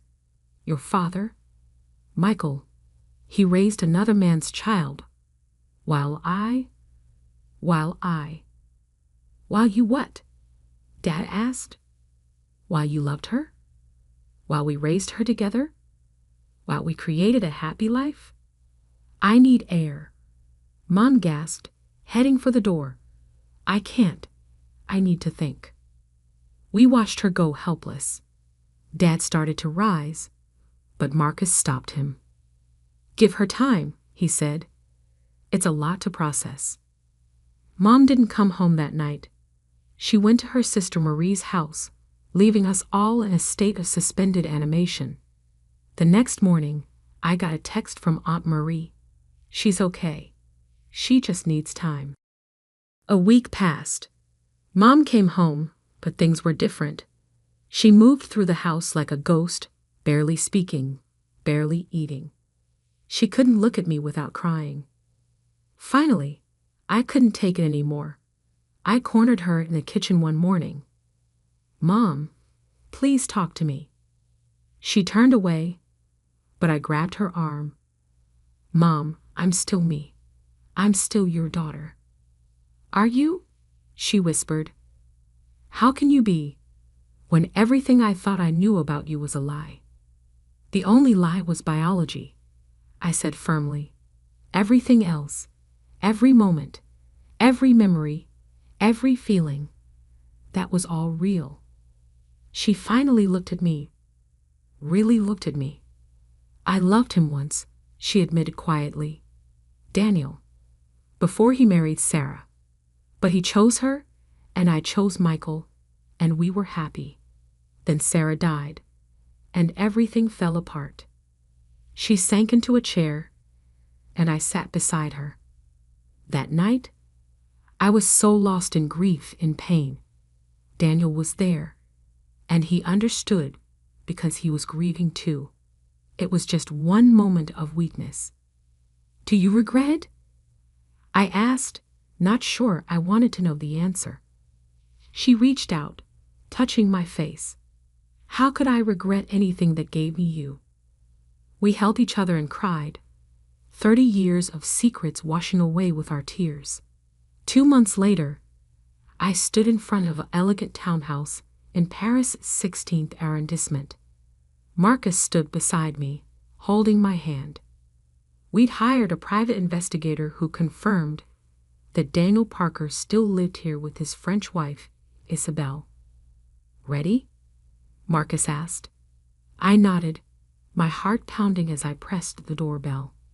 A woman answered, elegant, late 50s, with a questioning look. Oi? Is Daniel Parker home? I asked in English. Her eyes narrowed slightly. Who is asking? My name is Olivia Bennett. I'm his daughter. The woman's face went completely white. Without a word, she turned and walked inside, leaving the door open. We heard rapid French being spoken, then footsteps. And suddenly, there he was, Daniel Parker, my biological father. He looked older than in the photos, his dark hair now gray. But those eyes, my eyes, were exactly the same. He stared at me like he was seeing a ghost. Olivia, he breathed. How? They had a heart attack, I said, my voice steady. He told me the truth. Showed me your letter. Daniel gripped the doorframe for support. I never thought. I hoped someday. Hoped what? I asked sharply. That I'd come looking for you. That I'd want to know why my biological father abandoned me before I was even born. Please, he said, come inside. Let me explain. The next 2 hours were surreal. We sat in his elegant living room while he told his story. How he loved my mother first, but thought she didn't love him back. How he married Sarah, trying to forget Catherine. How Sarah's death, and that one night with my mother destroyed him with guilt. I couldn't stay, he said. Couldn't face Michael, knowing what I'd done. Couldn't look at Catherine without remembering. So I ran, came to France to start over, and never looked back. Marcus asked coldly. Daniel flinched. I looked back every day. I kept track of Olivia from afar. School achievements, graduations. I have a whole file. He disappeared into his study and returned with a thick folder. Inside were newspaper clippings, school photos taken from yearbooks, even a program from my college graduation. You were there? I asked, stunned. He nodded. In the back. I left before anyone could see me. Why didn't you ever reach out? Because Michael was a better father than I could ever be, he said simply. He loved you completely, without reservation. I was a coward who ran away. You deserved better than me. And your daughters here? Marcus asked. Did they deserve better too? Daniel's face crumpled. Sophie and Marie don't know about you. Isabelle knows. She's the only one I've ever told. I've spent 30 years trying to make up for my past mistakes by being the best father I could be to them. As if on cue, the front door opened and 2 women about my age walked in, stopping short when they saw us. Papa, one of them asked. Qui sont-ils? Daniel looked at me, a question in his eyes. I nodded slightly. What followed was another hour of explanations, tears, and revelations. My half-sisters were shocked but not hostile. They asked questions, shared photos, tried to bridge 30 years of separation in a single afternoon. Before we left, Daniel pulled me aside. I know I have no right to ask anything of you, he said, but I'd like to be part of your life now, if you'll let me. I looked at him, this man who helped create me, then vanished, who loved me from afar, but never had the courage to face me, who built a new family while abandoning his old one. I have a father, I said quietly, a real one, who chose me every day for 30 years. But I took a deep breath. Maybe we can start with coffee. Sometimes, get to know each other. His eyes filled with tears as he nodded. The flight home was quiet, both Marcus and I lost in our thoughts. When we landed, Mom and Dad were waiting at the airport. One look at our faces told them everything. Did you find what you were looking for? Dad asked as he hugged me. I held him tight, breathing in the familiar scent that meant safety and love and home. Yes, I said. I found out where I came from, but more importantly, I found out where I belong. Mom stepped forward hesitantly. Over the past 2 months, we'd begun to heal, to rebuild our relationship on a foundation of truth rather than secrets. And where is that? She asked softly. I looked at them, my mother, who gave me life, my father, who chose to love me, my brother, who stood by me through everything. Right here, I said, with my real family. 6 months later, we all gathered for Christmas. Mom, Dad, now fully recovered. Marcus and his girlfriend, James and Sophie. And yes, even Daniel, who flew in from Paris with Sophie and Marie. It was awkward at first, decades of secrets and pain sitting heavily between us. But then Sophie, my beautiful, innocent daughter, climbed into Daniel's lap and asked him to read her a story. And somehow, watching my biological father bond with my child while my real father looked on with a smile, I realized that family isn't about blood or biology, or even choice sometimes. It's about love. It's about forgiveness. It's about the courage to face the truth and the strength to rebuild from its ashes. Dad's heart attack had shattered our family's foundations, bringing 30 years of secrets into the light. But from those broken pieces, we built something new, something stronger, more honest, more real. And in the end, isn't that what family is really about? You want to do what? My father's voice echoed through our pristine suburban kitchen, making the designer light fixtures tremble. His face, already red from his third scotch of the evening, darkened to an alarming shade of purple. I want to start a software company, I repeated, trying to keep my voice steady. I've already developed a prototype. It's a platform that helps small businesses. Absolutely not. He slammed his glass down. We didn't pay for your Stanford degree so you could waste your life on some pipe dream. You're joining the family business. End of discussion. I looked at my mother, hoping for support. She sat perfectly still at our marble island, maintaining her usual careful distance from conflict.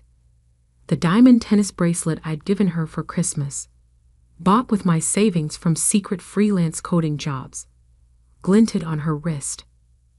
Mom, I tried. You've seen how many small businesses are struggling with digital transformation. My platform could really help. Daniel.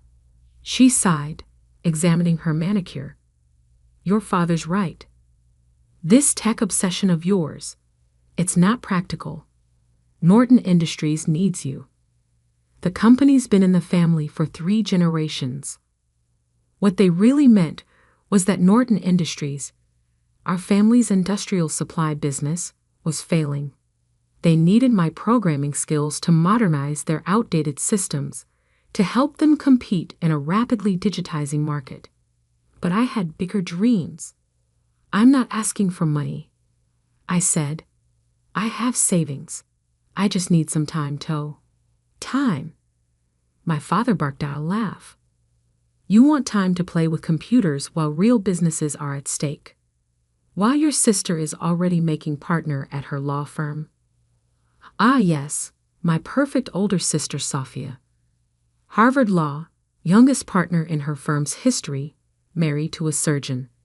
The standard against which all my failures were measured. This isn't playing, I insisted. I've already got interest from potential clients. Small businesses need affordable software solutions, and the big tech companies aren't serving them. My platform cooled. The glass shattered against the wall inches from my head. Enough! My father roared, whiskey dripping down the expensive wallpaper. You have a choice. Join Norton Industries on Monday or get out. See how long you last without our support. My mother flinched at the noise, but said nothing. She never did. I looked at them both, my father trembling with rage, my mother avoiding my eyes, and made the decision that would change everything. I choose out. What? I'm leaving. I stood up, surprisingly calm. Good luck modernizing Norton Industries without me. You ungrateful. My father started toward me, but I was already heading upstairs. I had known this moment might come. My backpack was already packed with essentials: laptop, portable hard drive, 2 changes of clothes. My important documents were safely stored in a safety deposit box. Most of my savings were in an account my parents couldn't access. You have 1 hour. My father shouted up the stairs. Then I want you out of this house. I grabbed my emergency bag, my favorite hoodie, and took one last look at my childhood bedroom. The walls still displayed my coding competition medals, science fair awards, the framed article about the app I developed in high school that had caught Stanford's attention. My phone buzzed. A text from my best friend Marcus. Operation Escape still on. Happening now, I typed back. Plan B initiated.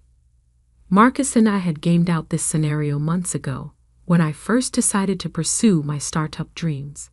He had a small apartment above his family's restaurant where I could crash until I got on my feet. As I headed for the door, my mother finally spoke. Daniel, please.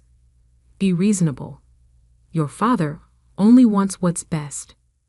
No, I cut her off. He wants what's best for Norton Industries. There's a difference. I walked out without looking back. The first night in my car was surreal. I'd parked on a quiet street 2 blocks from my parents' house, close enough to maintain a strong connection to their high-speed Wi-Fi network, which I'd installed and secured myself, far enough that they wouldn't spot me. My laptop glowed in the darkness as I continued coding, the familiar rhythm of keystrokes drowning out the voice in my head that whispered I was making a huge mistake. You sure about this? Marcus asked when he brought me dinner. Is Mother's incredible pad thai? My couch is still available. I shook my head, showing him my workspace. Laptop, mobile hotspot for backup internet, power bank for emergencies. I need to stay mobile for now.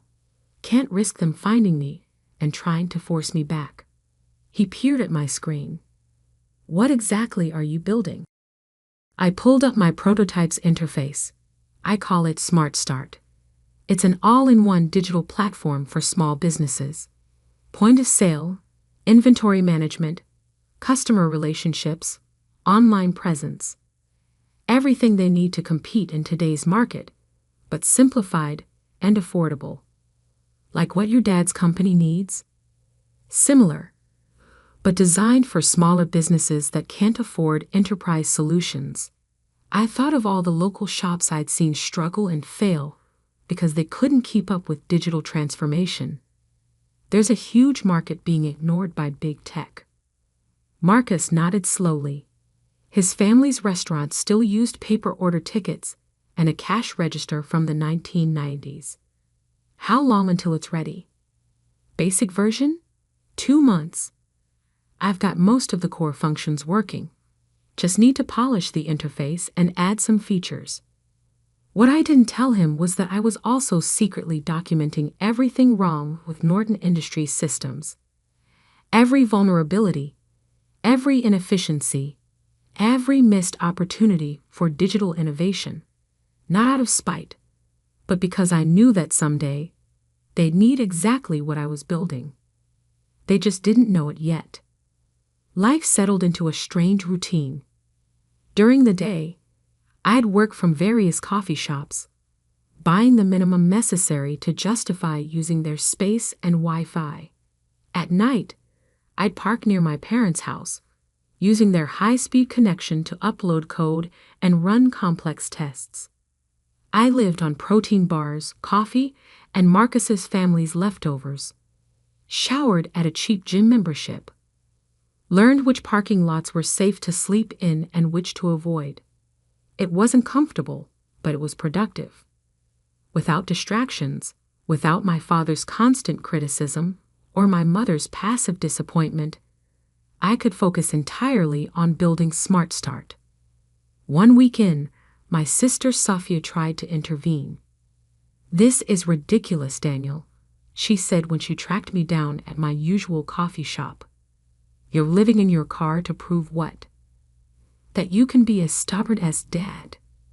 I didn't look up from my coding. "I'm building something important. You're throwing away a guaranteed future with the family business." "The family business is dying," I said bluntly. "Dad's too proud to admit it. But their systems are ancient, their processes are inefficient, and their competitors are eating them alive. Then help fix it." I finally met her eyes. "That's exactly what I'm doing, just not the way they want."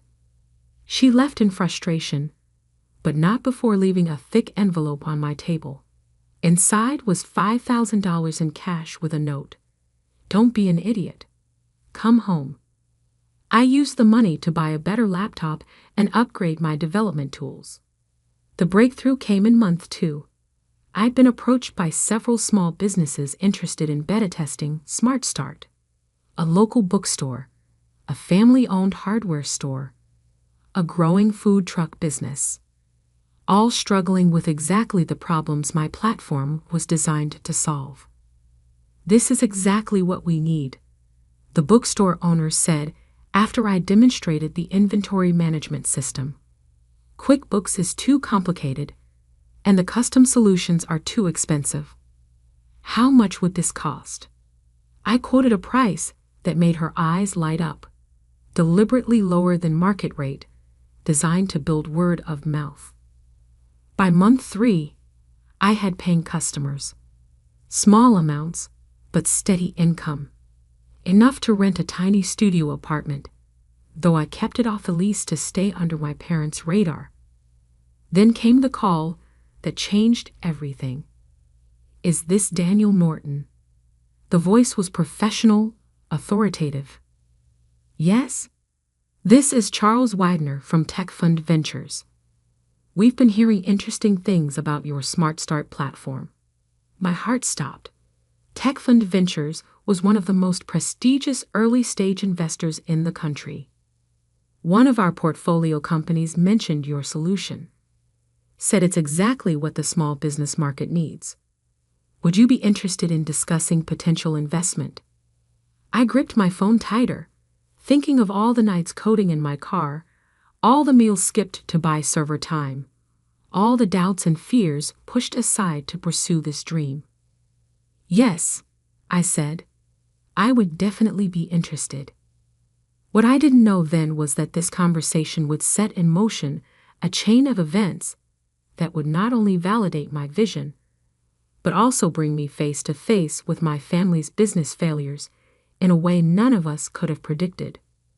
The tech fund ventures office occupied the top floor of a gleaming downtown skyscraper, exactly the kind of place my father would approve of.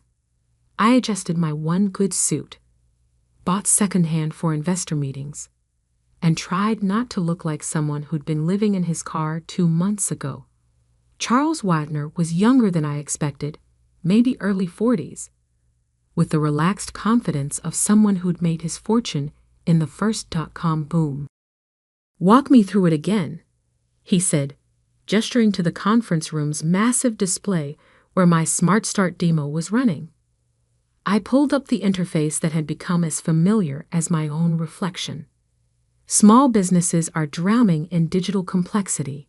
They need e-commerce, inventory management, customer relationship tools, but existing solutions are either too expensive, too complicated, or too limited. I demonstrated how a small business owner could set up their entire digital presence in under an hour. Point of sale, inventory tracking, customer communications, even basic analytics, all integrated, all simple enough for anyone to use. "And this scales?" Charles asked. "Completely. The architecture is cloud-based, modular. We can add features as businesses grow, integrate with other platforms, but the core stays simple." He nodded slowly. "And your current users?" 28 paying customers, all from word of mouth. 0 churn rate. Average user engagement is 4 hours daily. "That's impressive." He pulled up another screen. My company's incorporation documents. Innovative Solutions LLC. Registered 6 months ago. "Yes, all self-funded so far." He studied me carefully. "You're Jonathan Norton's son." My heart skipped. "You know my father?" Norton Industries was one of my first investments, back in the day, before your father bought out the minority shareholders. His expression turned thoughtful. "They're having trouble adapting to digital markets, I hear." I kept my face neutral. "I wouldn't know. I'm not involved with Norton Industries." "Interesting." He tapped his tablet, and a new document appeared on the screen. "We'd like to offer you seed funding. $2 million for a 20% stake." I tried not to show how my hands were shaking. $2 million. More money than I'd ever imagined having access to. "There's one condition," Charles continued. "We want you to expand your focus. Small businesses are good, but mid-sized enterprises need these solutions too. Companies like, say, Norton Industries." And there it was. The trap I'd been both expecting and dreading. "You want me to target my family's business." He smiled slightly. "I want you to target a market segment that desperately needs modernization. The fact that your father's company might benefit is incidental." I thought about all the nights I'd spent parked outside my parents' house, using their Wi-Fi to build something they'd dismissed. About my father's rage and my mother's silence. About the small businesses already thriving with Smart Start. "I'll need full control of the company's direction," I said. "No interference with the core mission." "Of course." He slid a folder across the table. "Have your lawyers review it. But Daniel, don't wait too long. This market won't stay open forever." I signed the deal 3 days later, after my sister Safia, still a better lawyer than she knew, reviewed every clause. "You're really doing this," she said, handing back the marked-up documents. "Going directly against Dad's business." "I'm building something that could save his business," I corrected, "if he's willing to see it." She shook her head. "You know he won't. Not coming from you." She was right, of course, but I had a plan for that too. The next 6 months were a blur of scaling up. I rented real office space, a converted warehouse that would have given my mother a heart attack. Hired developers, designers, sales staff. Marcus came on as head of customer success, his experience with small business owners proving invaluable. Smart Start grew faster than even Charles had predicted. Word spread through business communities about the platform that actually delivered on its promises. Our user base exploded from dozens to hundreds, then thousands. Then came the article that changed everything. Digital David versus Goliath. How Smart Start is disrupting enterprise software. The tech press had finally noticed us. The article praised our innovation, our focus on user experience, our ability to help small businesses compete with larger corporations. It also mentioned, almost as an aside, that I was the estranged son of Jonathan Norton. My phone rang minutes after the article went live. Sophia. Dad's furious, she said without preamble. He's calling an emergency board meeting. Why? Smart Start isn't competing with Norton Industries. No, but 3 of their biggest customers just announced they're switching to your platform. I sat back, stunned. We've been so focused on small businesses, I hadn't noticed the mid-sized companies starting to adopt Smart Start. There's more, Sophia continued. Their latest quarterly numbers. They're bad, Daniel. Really bad.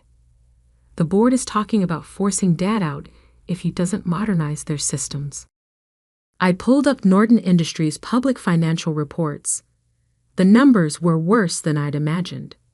Their stock had dropped 40% in 6 months. Customer churn was accelerating. Their ancient software systems were literally driving them toward bankruptcy. They need help, I said quietly. They need you, she corrected. But you know Dad will never admit it. I thought about Charles Wagner's words about targeting mid-sized enterprises, about all the features we'd built into Smart Start that could save companies exactly like Norton Industries. Maybe, I said slowly, they don't need to know it's me. That night, I called an emergency meeting of my own team. We're launching enterprise solutions, I announced, pulling up the prototype I'd been quietly developing. A new division focused on larger businesses, built on the Smart Start framework, but with additional features for complex operations. Marcus frowned. I thought we were staying focused on small business. We are. But there's a whole segment of mid-sized companies being crushed between small business agility and big corporation resources. They need what we've built. I didn't mention that every feature in Enterprise Solutions had been designed specifically to solve Norton Industries' problems, that I'd spent months analyzing their weaknesses, building solutions for issues they didn't even know they had yet. The team worked around the clock for weeks. We launched Enterprise Solutions under a new brand, through a subsidiary company that couldn't be easily traced back to me. The marketing targeted companies exactly like Norton Industries, established businesses struggling with digital transformation. Then we waited. It didn't take long. Norton Industries' new chief technology officer, hired in desperation after their last system crash, reached out within days of our launch. The meeting was set for their headquarters.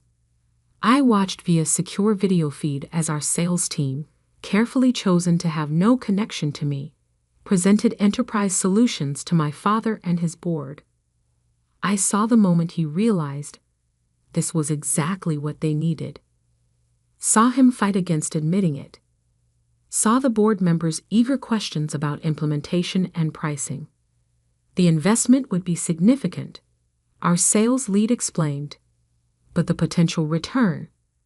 We'll need to see other options, my father interrupted. Jonathan, an older board member, leaned forward. We've seen 12 presentations in 2 months. This is the only solution that actually addresses our specific needs. And their track record. Impressive results with similar companies.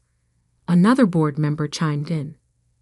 My cousin's manufacturing business switched to their system last quarter. Saw immediate improvements. I watched my father's face as he realized he was losing this fight. The board wanted change. Their customers demanded it. Enterprise Solutions was their best chance at survival. Fine, he growled. Start the procurement process. I closed the video feed, feeling strangely hollow. I'd done it. Created exactly what Norton Industries needed. Proved my vision was right. So why didn't it feel like victory? The answer came 3 days later when Sophia called again. Dad's drinking, she said without preamble. Really drinking. Mom's talking about separation. My stomach clenched. Because of Enterprise Solutions? Because he knows he failed. The company's falling apart, and he had to go begging to outsiders for help. She paused. He keeps saying he should have listened to you. I stared out my office window at the city skyline, thinking of all the choices that had led us here. My father's stubbornness, my own pride, the walls of silence we'd built between us. What if?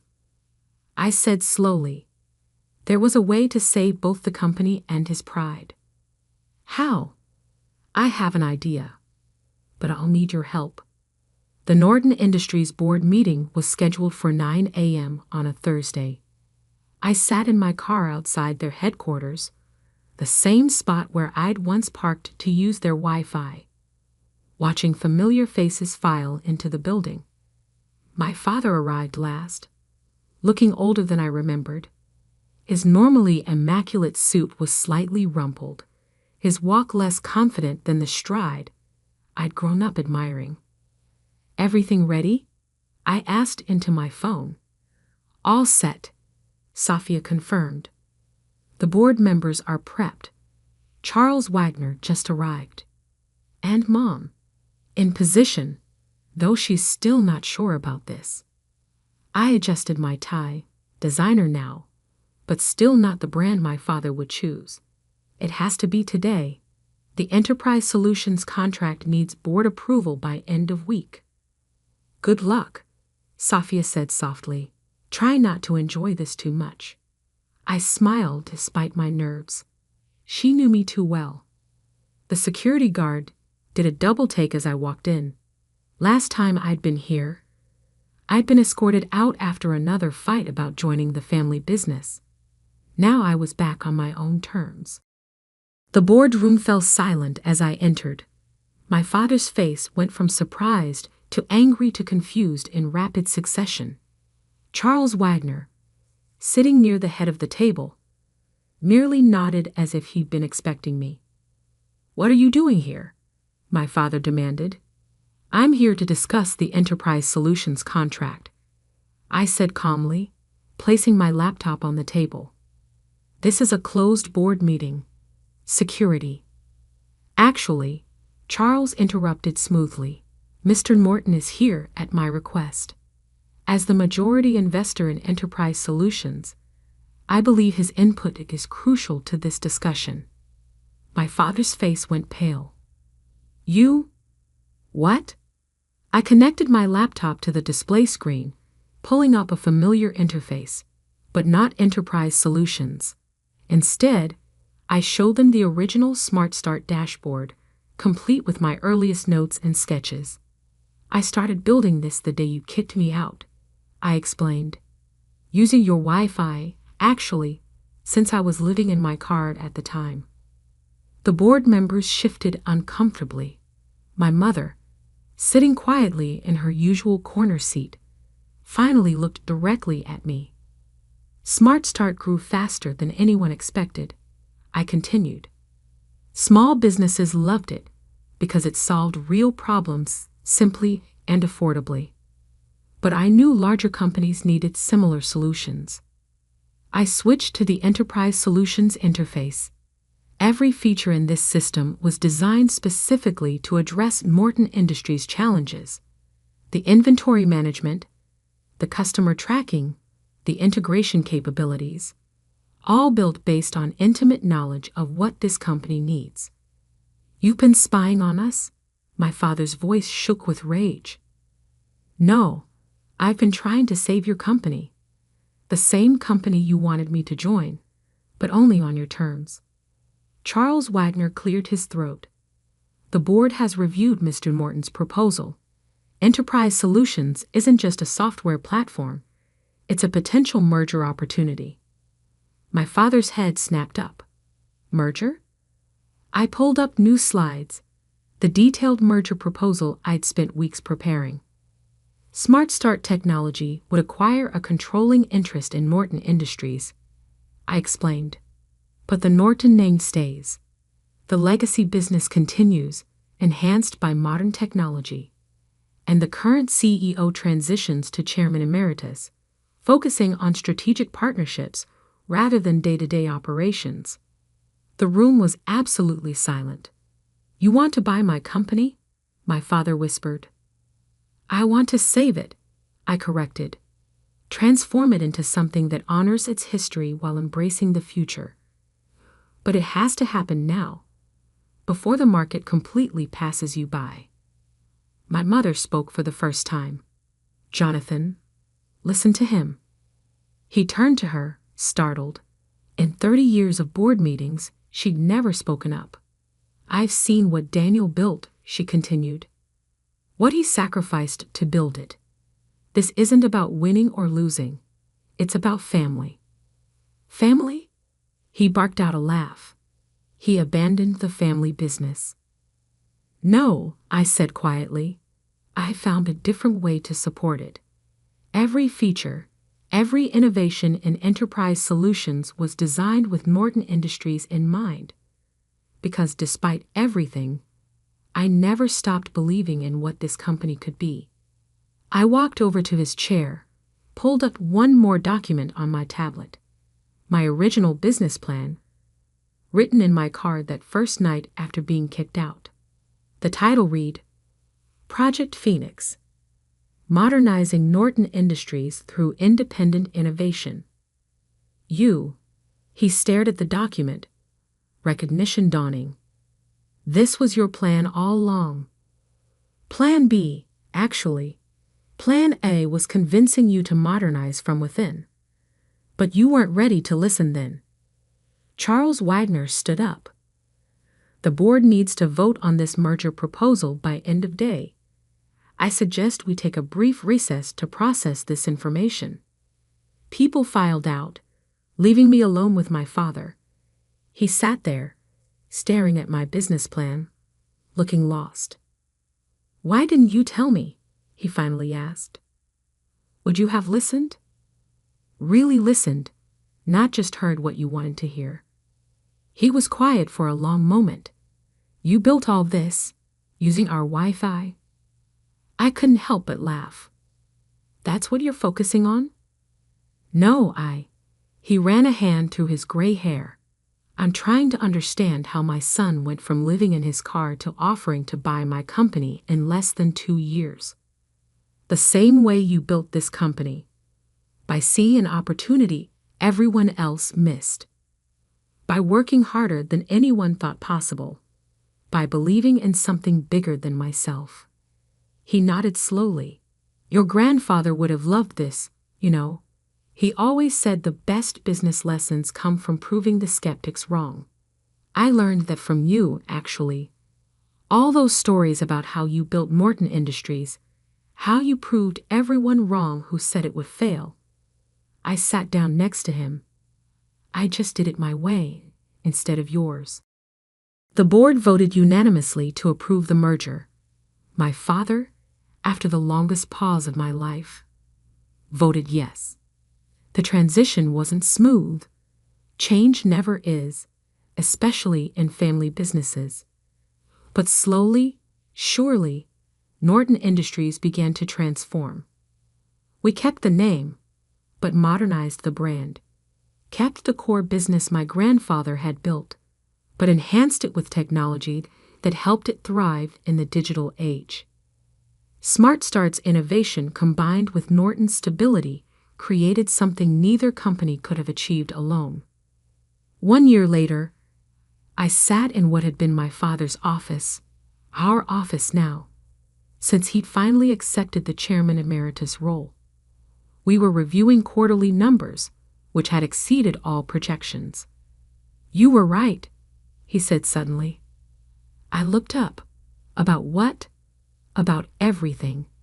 The technology, the market changes, the need to adapt.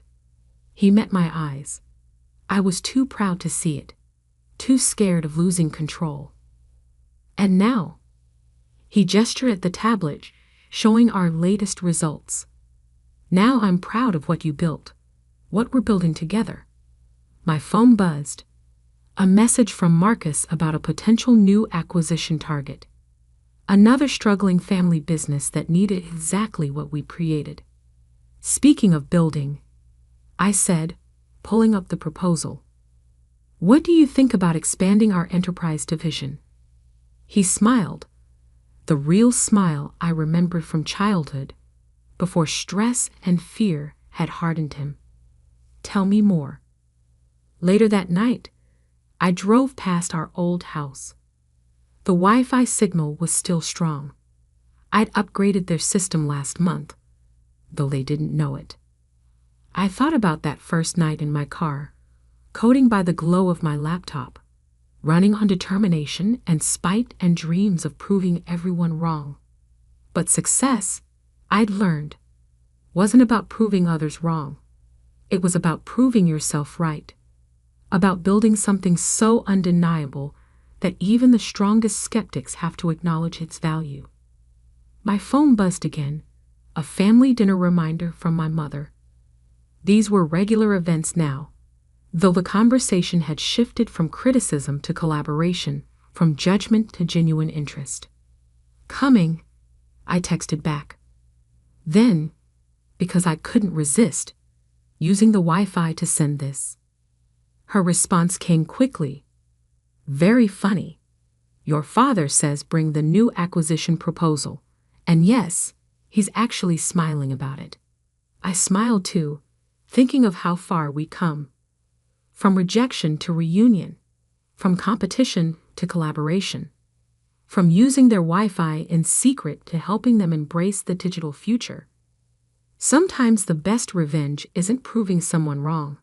It's helping them become right in a whole new way. The Wilson family's annual reunion was exactly as suffocating as I remembered. Crystal chandeliers sparkled overhead in my aunt's oversized mansion, reflecting off designer dresses and expensive watches.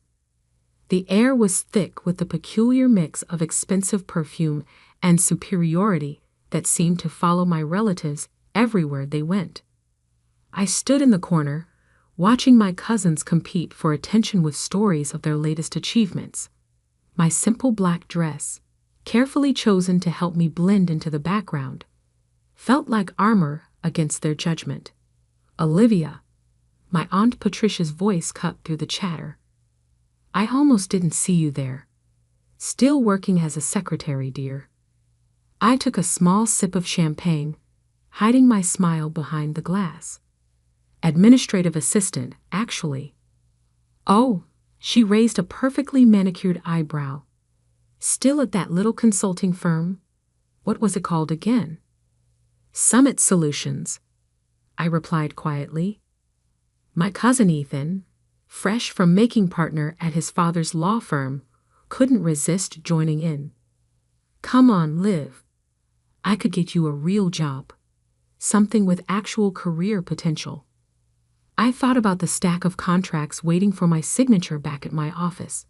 My real office, not the carefully maintained cover I showed the world. "I'm happy where I am, thanks." "Happy?" Aunt Patricia's laugh could have cut glass. "Darling, you're wasting your potential. Your cousins are all executives, partners, real business people, and you're still pushing paper for someone else. If only they knew that someone else was me." The story of how I built my empire in secret started 10 years ago in this very house. I was fresh out of business school, armed with an MBA and a revolutionary idea for restructuring failing companies. I'd spent months perfecting my pitch, convinced that my family's vast business connections would help launch my career. Instead, they laughed. Consulting? Uncle Robert had scoffed. Leave that to the big firms, girl. Join the family business. Start in the mailroom. Work your way up like everyone else. Everyone else meant my male cousins, of course. The Wilson family's idea of success was strictly defined and strictly controlled. They'd built their fortune through a network of companies, each headed by a carefully chosen male heir. Women were expected to marry well or take subordinate positions, nothing more. That night, I made 2 decisions that would change everything. First, I would build my own company without their help or knowledge. Second, I would make them regret every dismissive word. Summit Solutions began in a tiny office above a Chinese restaurant. My savings covered the rent, barely. But I had something more valuable than money. I understood how companies worked, how they failed, and most importantly, how to fix them. My first client was a small manufacturing firm on the verge of bankruptcy. The owner had been turned down by every major consulting firm in the city. I spent 3 months restructuring their operations, streamlining processes, and negotiating with creditors. 6 months later, they were profitable again. Word spread quietly through business circles about the mysterious consulting firm that could save dying companies. I hired carefully, choosing people who shared my vision and my discretion. Every employee signed ironclad NDAs. My name never appeared on any public documents. I was simply the CEO. As Summit Solutions grew, I maintained my cover as a low-level employee. I kept the tiny office above the restaurant, even as we expanded into a sleek downtown headquarters. When family members asked about my job, I described mundane administrative tasks, watching their eyes glaze over with disinterest. The deception wasn't just about pride, it was strategy. The Wilson family's business empire was built on acquiring struggling companies at rock-bottom prices. My firm's specialty was saving those same companies before they became vulnerable to hostile takeovers. We worked in the shadows, quietly thwarting my family's predatory practices while building our own success. Now, 10 years later, Summit Solutions was one of the most influential consulting firms in the industry. We had offices in 12 cities, a client list that included Fortune 500 companies, and a reputation for turning failing businesses into success stories. And not one of my smirking relatives had any idea. More champagne, dear. Aunt Patricia's voice yanked me back to the present. Though perhaps you should stick to water. I imagine your salary doesn't leave much room for expensive tastes. I accepted the champagne with a practiced smile. Thank you, Aunt Patricia. How's Uncle Robert's new acquisition going? Williams Manufacturing, wasn't it? Her smile faltered slightly. There have been some complications. Nothing Robert can't handle, of course. What she didn't know was that those complications were my doing.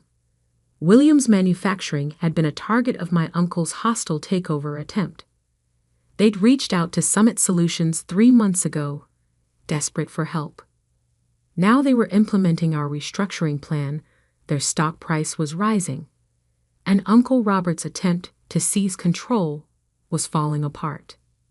I heard they hired some consulting firm, my cousin Ethan added. Probably throwing good money after bad. Those consultants are all the same. Big promises, no results. I hid another smile. Summit Solutions' fee for saving Williams Manufacturing was more than Ethan would make in 5 years at his father's firm. Oh, which firm? Summit something, he waved dismissively. Nobody important. Dad says their CEO won't even show their face. Probably some trust fund kid playing at business. My phone buzzed in my clutch. A message from my actual assistant. Emergency meeting tomorrow, 9 a.m. Wilson Ventures representatives requesting merger discussion Williams Manufacturing. Urgent response needed. I scanned the message twice. Realization dawning. They were finally admitting defeat with Williams Manufacturing. After failing to acquire the company, they were now seeking a merger, which would require approval from Williams Consulting Firm. My firm. Tomorrow morning, my family would walk into a meeting expecting to strong-arm their way into a merger. Instead, they would find themselves facing the secretary they dismissed for the past decade, except I wouldn't be bringing coffee. I would be sitting at the head of the table. Everything all right, dear? Aunt Patricia asked, noticing my expression. I finished my champagne and gave her my brightest smile. Perfect, actually. I should head home. Early meeting tomorrow. Oh? Taking notes for someone important? Something like that. I replied, already planning what I would wear. Something exactly like that. The next morning, I stood in my private elevator, ascending to Summit Solutions' executive floor. Gone was the simple black dress from last night's reunion. Today, I wore a tailored channel suit in deep navy, a power color for a power move. My assistant, Maya, waited at the elevator doors with a tablet and knowing smile. The Wilson Ventures team arrived early, she reported as we walked. Your uncle seems particularly anxious to meet Summit's CEO. I'm sure he is. I checked my reflection in a glass wall. Perfect. Are they in the main conference room? Yes, along with Mr. Harrison from Williams Manufacturing. Maya's eyes sparkled with anticipation.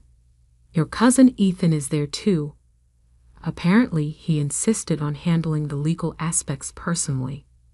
I smiled, remembering Ethan's condescending offer of a real job just yesterday. Who else from the family?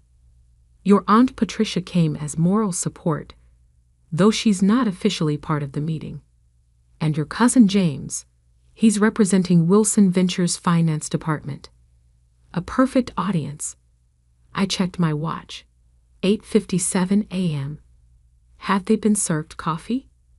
Your aunt complained that there was no one to serve it. Maya's grin widened. I told them the administrative assistant would be in shortly. I almost laughed. For 10 years, I'd played the role of invisible support staff whenever family members visited the office.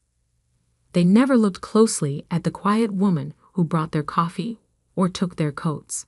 It had been the perfect cover. Give me 2 minutes, I said, then bring in the contracts.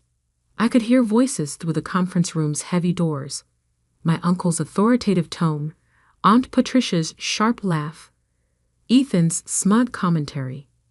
Taking a deep breath, I pushed the doors open.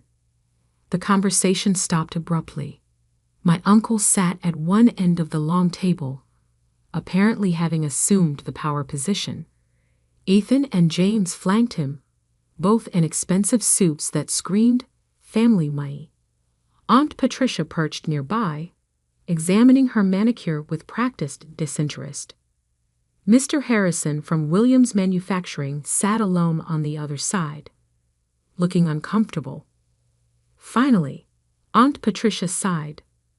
We've been waiting for coffee for. She stopped, really looking at me for the first time. Olivia? What are you wearing?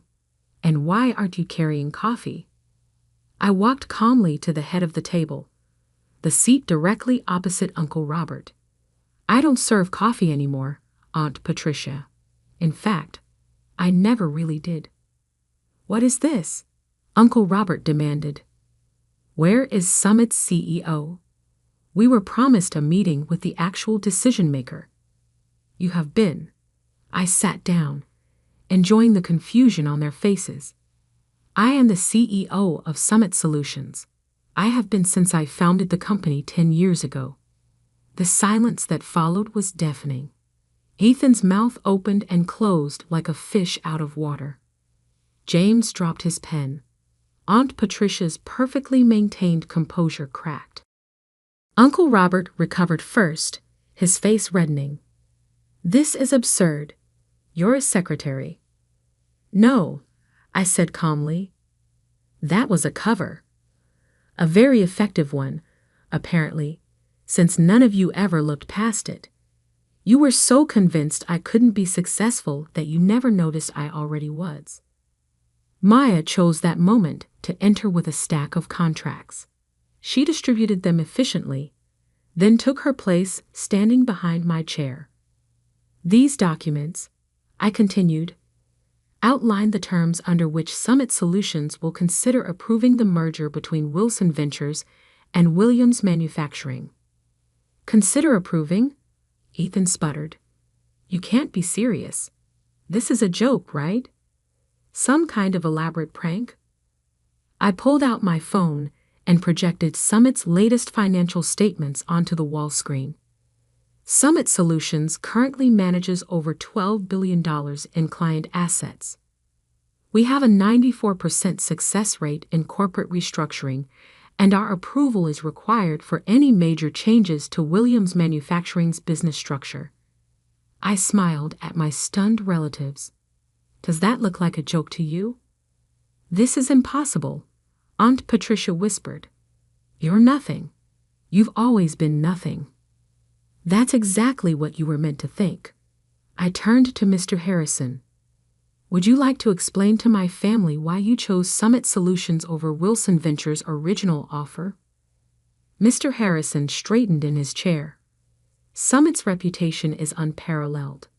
When Wilson Ventures attempted their hostile takeover, Summit's restructuring plan saved our company.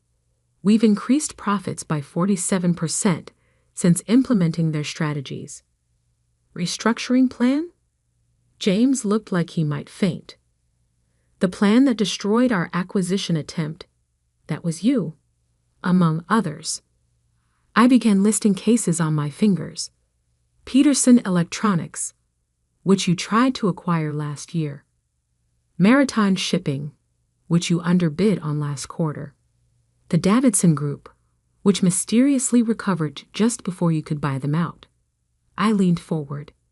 For 10 years, I've been quietly undermining every predatory acquisition attempt your company has made. Uncle Robert's face had turned an alarming shade of purple. You deliberately sabotaged family business. No, I corrected. I built my own business, one that helps companies survive instead of devouring them for parts. The fact that it interfered with your plans was just karmic bonus. This is ridiculous, Ethan declared, standing up. I'm calling our lawyers. Sit down, Ethan. My voice carried an authority that made him freeze. You really should read those contracts in front of you, the ones your firm spent months trying to secure for this meeting. I watched realization dawn on his face. That's right. Your law firm's biggest client this year. That was me too. Maya stepped forward with another document. This is a summary of Summit's current market position and liquid assets. You'll note that we're now in a position to acquire controlling interest in Wilson Ventures if we choose. The room erupted in chaos. Aunt Patricia was practically hyperventilating. James was frantically checking the numbers on his phone. Ethan had collapsed back into his chair, looking shell-shocked. This is blackmail, Uncle Robert growled. No, I said quietly. This is business. The kind you taught me, I'd never be capable of handling. I stood up, smoothing my jacket. You have until 5 p.m. today to review the merger terms. They're very generous, considering our position. If you decline, Summit Solutions will begin purchasing Wilson Ventures stock on the open market tomorrow morning. I headed for the door, then paused. Oh, and Aunt Patricia, that champagne you so graciously offered me last night. I own the vineyard that produces it. Bought it last year. The coffee you were so desperate for this morning. That chain too. I smiled sweetly. Turns out my salary does leave room for expensive tastes after all. The door closed behind me on their stunned faces. In my private office, I finally allowed myself a moment to process what had just happened. 10 years of careful deception, of playing the invisible underachiever, had led to this moment. Maya appeared with a real cup of coffee, my favorite blend from my own coffee chain. Was it worth the wait? I thought about all the times I'd served coffee in this very office, watching my family dismiss me, underestimate me, write me off as nothing more than a secretary. Every single second. My phone buzzed. Messages already pouring in from family members who must have heard about the meeting. I silenced it without looking. They'd have plenty of time to process their new reality. Right now, I had an empire to run. And for the first time in 10 years, I could finally do it without hiding who I really was. The next 48 hours were exactly what you'd expect when a family built on power and appearances suddenly discovers they're not at the top of the food chain anymore. The messages started pouring in almost immediately after the meeting. Aunt Patricia, darling, let's discuss this over lunch. You always were my favorite niece. Ethan, come on, Liv. We were just joking around. Families should stick together. James, you can't do this to us. We're blood. I ignored them all, focusing instead on the rapid-fire emails from Wilson Ventures board members. They weren't stupid. They could see which way the wind was blowing. By noon, they had scheduled an emergency board meeting. By 3, they had voted to accept Summit's merger terms. Uncle Robert, predictably, didn't go quietly. You've betrayed this family. His voice echoed through my office as he barged in unannounced. Maya moved to intervene, but I waved her off. Let him have his moment. Actually, I said, not looking up from my computer, I'd say I learned from this family. Isn't this exactly what you taught us? Seize power, eliminate competition, never show weakness. We gave you everything. That made me laugh. You gave me nothing, less than nothing. You taught me that I would never be good enough, that my only value was in supporting the men in the family. So I built something better. By deceiving everyone for a decade, I finally looked up at him. By letting you deceive yourselves, you saw exactly what you expected to see. A quiet, unambitious woman who knew her place. That was your mistake, not mine. The fight seemed to drain out of him suddenly. He sank into one of my visitor chairs, looking older than I'd ever seen him.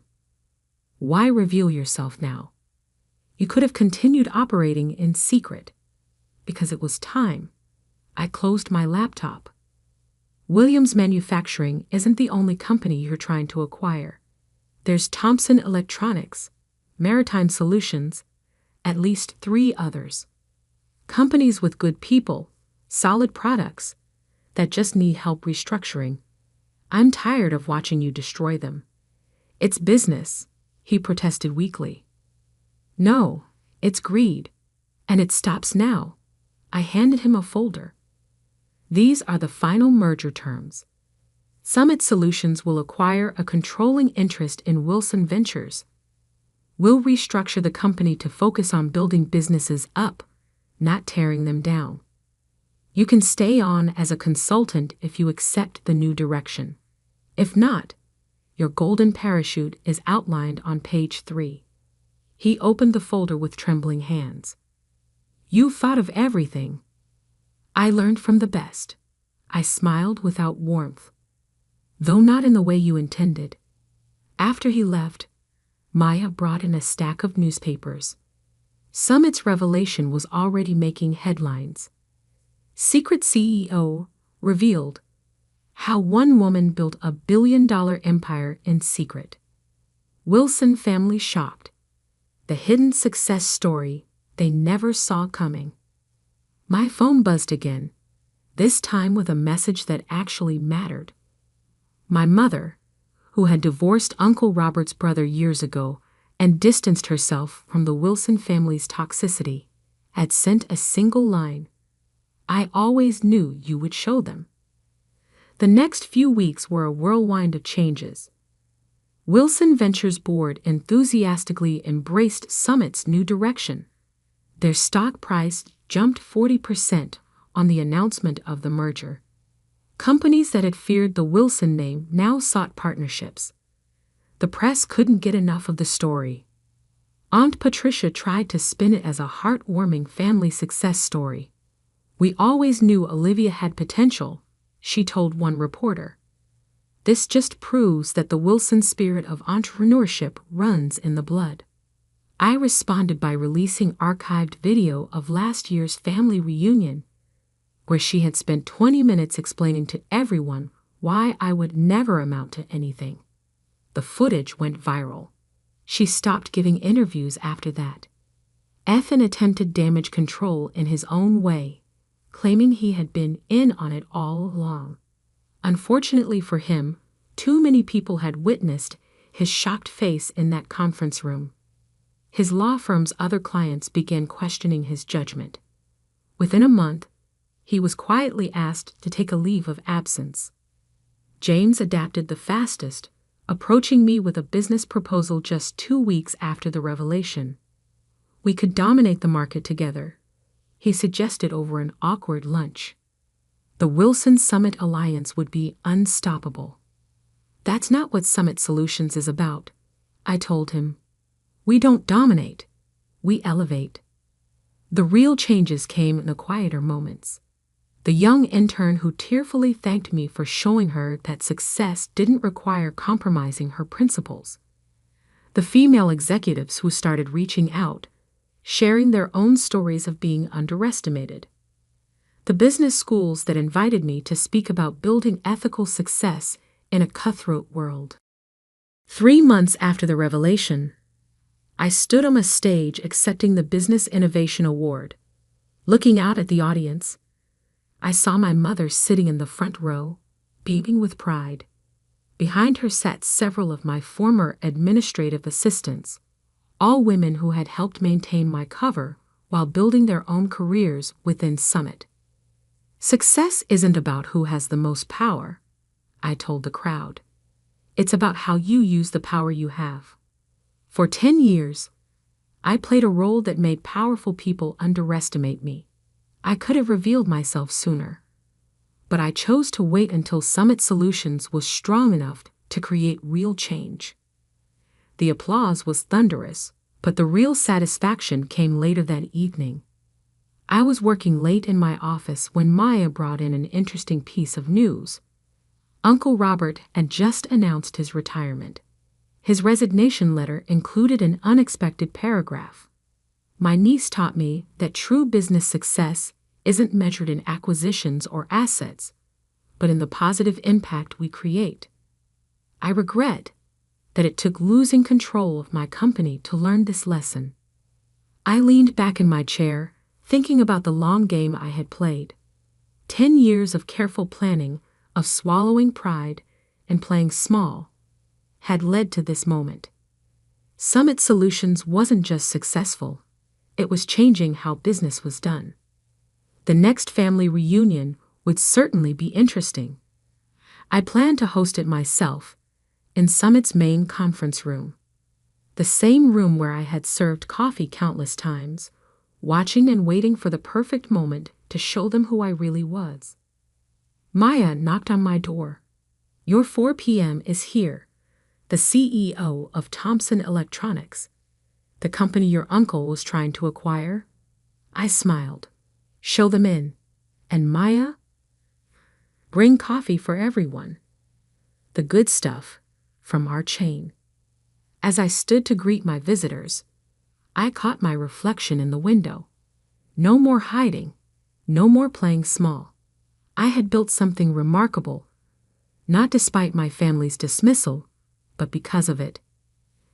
They had taught me that power doesn't always look like what people expect. Sometimes it looks like a quiet woman in a simple black dress, serving coffee and taking notes, while building an empire right under everyone's nose. The tabloids called it revenge. The business papers called it strategic genius. But for me, it was simply justice, served one corporate takeover at a time, with a side of perfectly brewed coffee. And somewhere, in a small office above a Chinese restaurant, my original desk still sits. I keep it as a reminder that success doesn't always wear designer labels or demand attention. Sometimes it works quietly, patiently, building something extraordinary while the world looks the other way. That's the real secret to success, not the power you show, but the power you build when no one's watching. My father always said money was the only measure of a man's worth. On the day I left home, he made sure to demonstrate exactly how little he thought I was worth. "Here's $100, he sneered, throwing the bills at my feet. "That's all a failure like you deserves." I was 22, fresh out of college with an engineering degree my parents hadn't bothered to attend the ceremony for. Standing in our expansive living room, my single suitcase packed with everything I owned, I watched the bills flutter to the marble floor like fallen leaves. The Harrison family fortune loomed around us. Crystal chandeliers, antique furniture, priceless art, all of it screaming old money and older pride.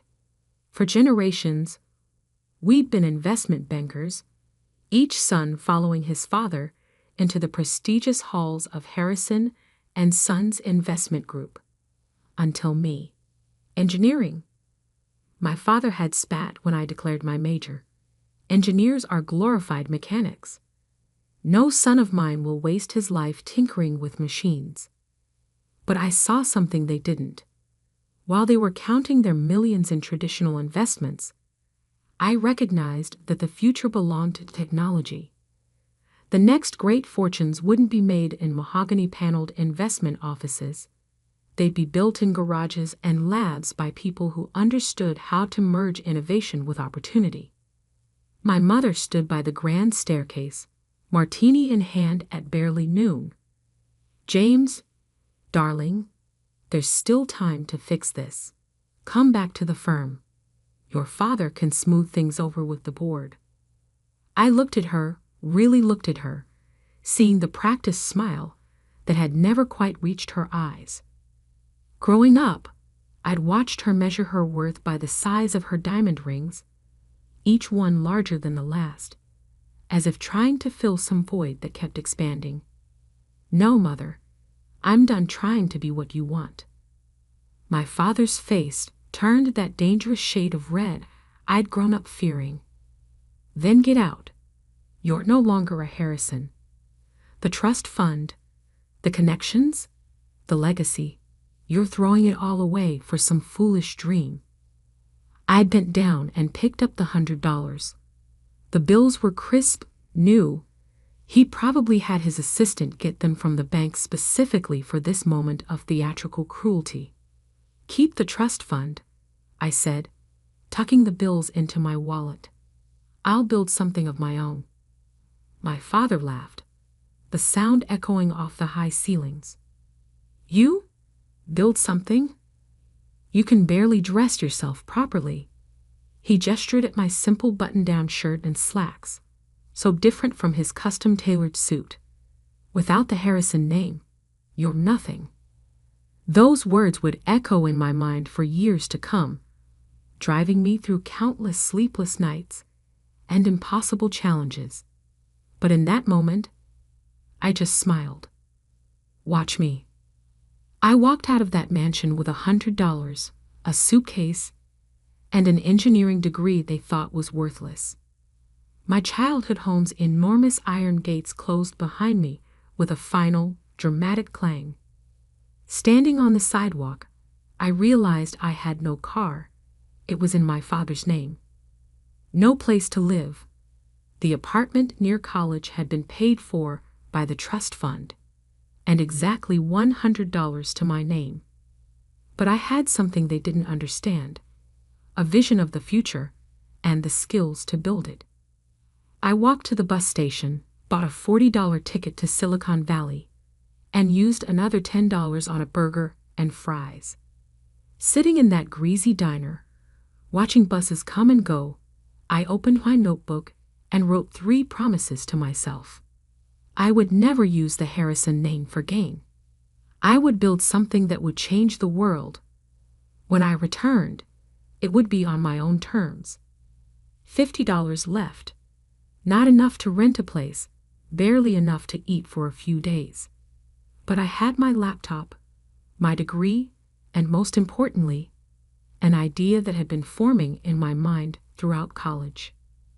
The world was rapidly moving toward renewable energy, but there was a critical problem no one had solved: storage. Solar and wind power were becoming cheaper, but batteries remained inefficient and expensive. I had developed a theoretical design for a new type of energy storage system, one that could revolutionize the entire industry. The problem was, building it would take millions in funding, years of research, and resources I didn't have. My professors had called the idea brilliant but impractical. My father had called it delusional. I called it my future. As my bus pulled away from the station, I watched my hometown disappear into the darkness. I'd spent 22 years trying to be the son they wanted. Now it was time to become the man I was meant to be. Little did I know that this $100 journey was the beginning of a story that would reshape the entire energy industry. In 10 years, I would build a company worth billions, revolutionize how the world stored and used energy, and return home not as the prodigal son, but as someone they never imagined I could become. But first, I had to survive Silicon Valley with $50 and a dream that wouldn't die. Silicon Valley wasn't the gleaming tech paradise I'd imagined. My first night, I slept on a bench in a park in Palo Alto, using my laptop bag as a pillow and my jacket as a blanket. By morning, my $50 had become $30 after buying a cup of coffee and a bagel at a local cafe. But that cafe changed everything. "You're going to get robbed sleeping out there," the barista said, watching me try to stretch my coffee for hours while using their Wi-Fi. Her name was Maya, and instead of kicking me out, she offered me a deal: help fix their constantly breaking espresso machine, and I could sleep in the storage room after hours. I fixed their machine in 20 minutes. The owner was so impressed, he offered me a part-time job doing maintenance work. Just like that, I had income and a place to sleep, even if that place was a room full of coffee beans and paper cups. During days, I worked at the cafe. During nights, I refined my energy storage designs, using the cafe's Wi-Fi to research patents and technology trends. Maya would sometimes bring me leftover pastries, peek at my complex diagrams, and ask questions that actually helped me clarify my thinking. "So basically, you're building a better battery?" she asked one night. "Not exactly," I explained, showing her my sketches. "Traditional batteries waste too much energy during storage and transfer. My design uses a new type of molecular structure that could store energy at almost 100% efficiency." She stared at the diagrams. "And why isn't anyone else doing this?" "Because it's theoretically impossible," I grinned. "But I think I found a way." 3 months of cafe work gave me enough savings to rent a tiny room in a shared house with 5 other tech dreamers. It wasn't much, but it had a desk where I could work. I also started freelancing as a technical consultant, helping local startups with engineering problems. That's how I met David Chen. Your solution for our power management issue saved us months of work, he said after I'd helped his startup fix a critical hardware problem. What else are you working on? I hesitated, then decided to take a chance. I showed him my energy storage designs. David was silent for a long time, staring at my detailed technical specifications. Finally, he looked up. This could change everything, but you'll need serious funding to build a prototype. I know. I didn't tell him about my family's wealth, about the trust fund I'd walked away from. I'm working on it.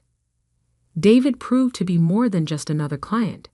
He introduced me to Dr. Sarah Wong, a leading researcher in molecular engineering at Stanford. She spent 6 hours grilling me about my designs, trying to find flaws in my theories. It's ambitious, she finally said. Maybe impossible. But if it works, she paused. I have some connections at Berkeley's Energy Research Center. Would you be interested in using their lab facilities? Would I be interested in accessing one of the world's top research facilities? Yes, I managed to say calmly. I would. For the next year, I worked 4 jobs: cafe maintenance in the mornings, freelance consulting during the day, research at Berkeley's labs in the evenings, and refining my designs late into the night. I lived on energy drinks and determination. Then came the breakthrough. It happened at 3 a.m. in the Berkeley lab. I'd been testing different molecular configurations for weeks, trying to find the perfect structure for energy storage. When the test results came back, I checked them 3 times because I couldn't believe what I was seeing. It worked. The prototype stored energy at 98.7% efficiency, nearly perfect energy transfer, something that was supposed to be impossible. Dr. Wong verified my results herself. This isn't just a breakthrough, she said, staring at the data. This is revolutionary. Within a week, I had meetings with 3 major venture capital firms.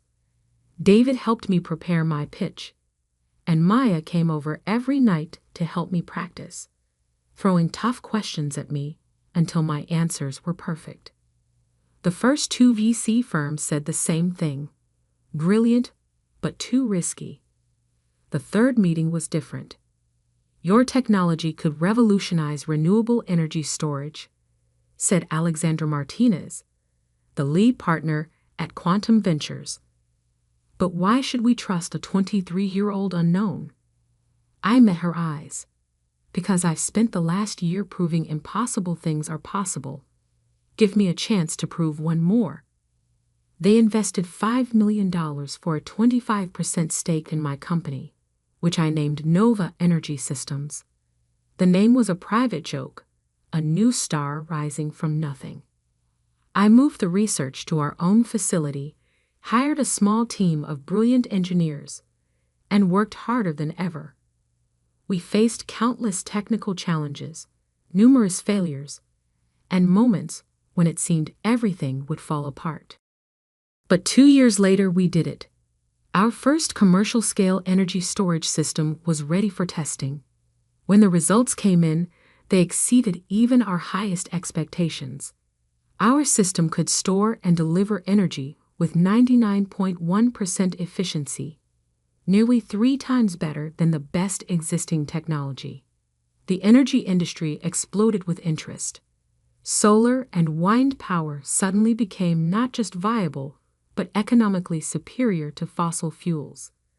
Every major power company wanted our technology. Nova Energy Systems went public 3 years after that first VC investment. The stock price doubled on the first day. By the end of the week, my stake in the company was worth over $100 million. I bought my first suit since leaving home, not from the expensive tailor my father used, but from a boutique that catered to tech executives. Maya, now our head of operations, helped me choose it. Planning to show off for someone, she asked with a knowing smile. No, I said, adjusting the perfectly fitted jacket. But I think it's time to pay a visit home. I hadn't spoken to my family in 5 years. Through business news and social media, I knew Harrison and Sons Investment Group was struggling. Traditional investment banking was dying, disrupted by financial technology and changing markets. They needed to adapt, to invest in new technologies. Exactly what I had tried to tell them years ago. Now they were facing their biggest crisis yet. A hostile takeover attempt by a mysterious tech-focused investment firm. What they didn't know was that the firm, Digital Horizon Capital, was a subsidiary of Nova Energy Systems, my company. I booked a flight home, my $100 million net worth a far cry from the $100 I'd left with. But I wasn't going back to reconcile or to gloat. I was going back to buy the company that had declared me worthless. Maya caught me staring at my old family photo before I left. Are you sure about this? I tucked the photo away. They taught me that money was the only measure of worth. Time to show them exactly what I'm worth. I didn't know then that my return would shake the Harrison family to its core, that my revenge would be both sweeter and more complicated than I'd imagined, or that the $100 lesson they taught me would end up costing them everything. But I was about to find out. The Harrison and Sons Investment Group headquarters hadn't changed.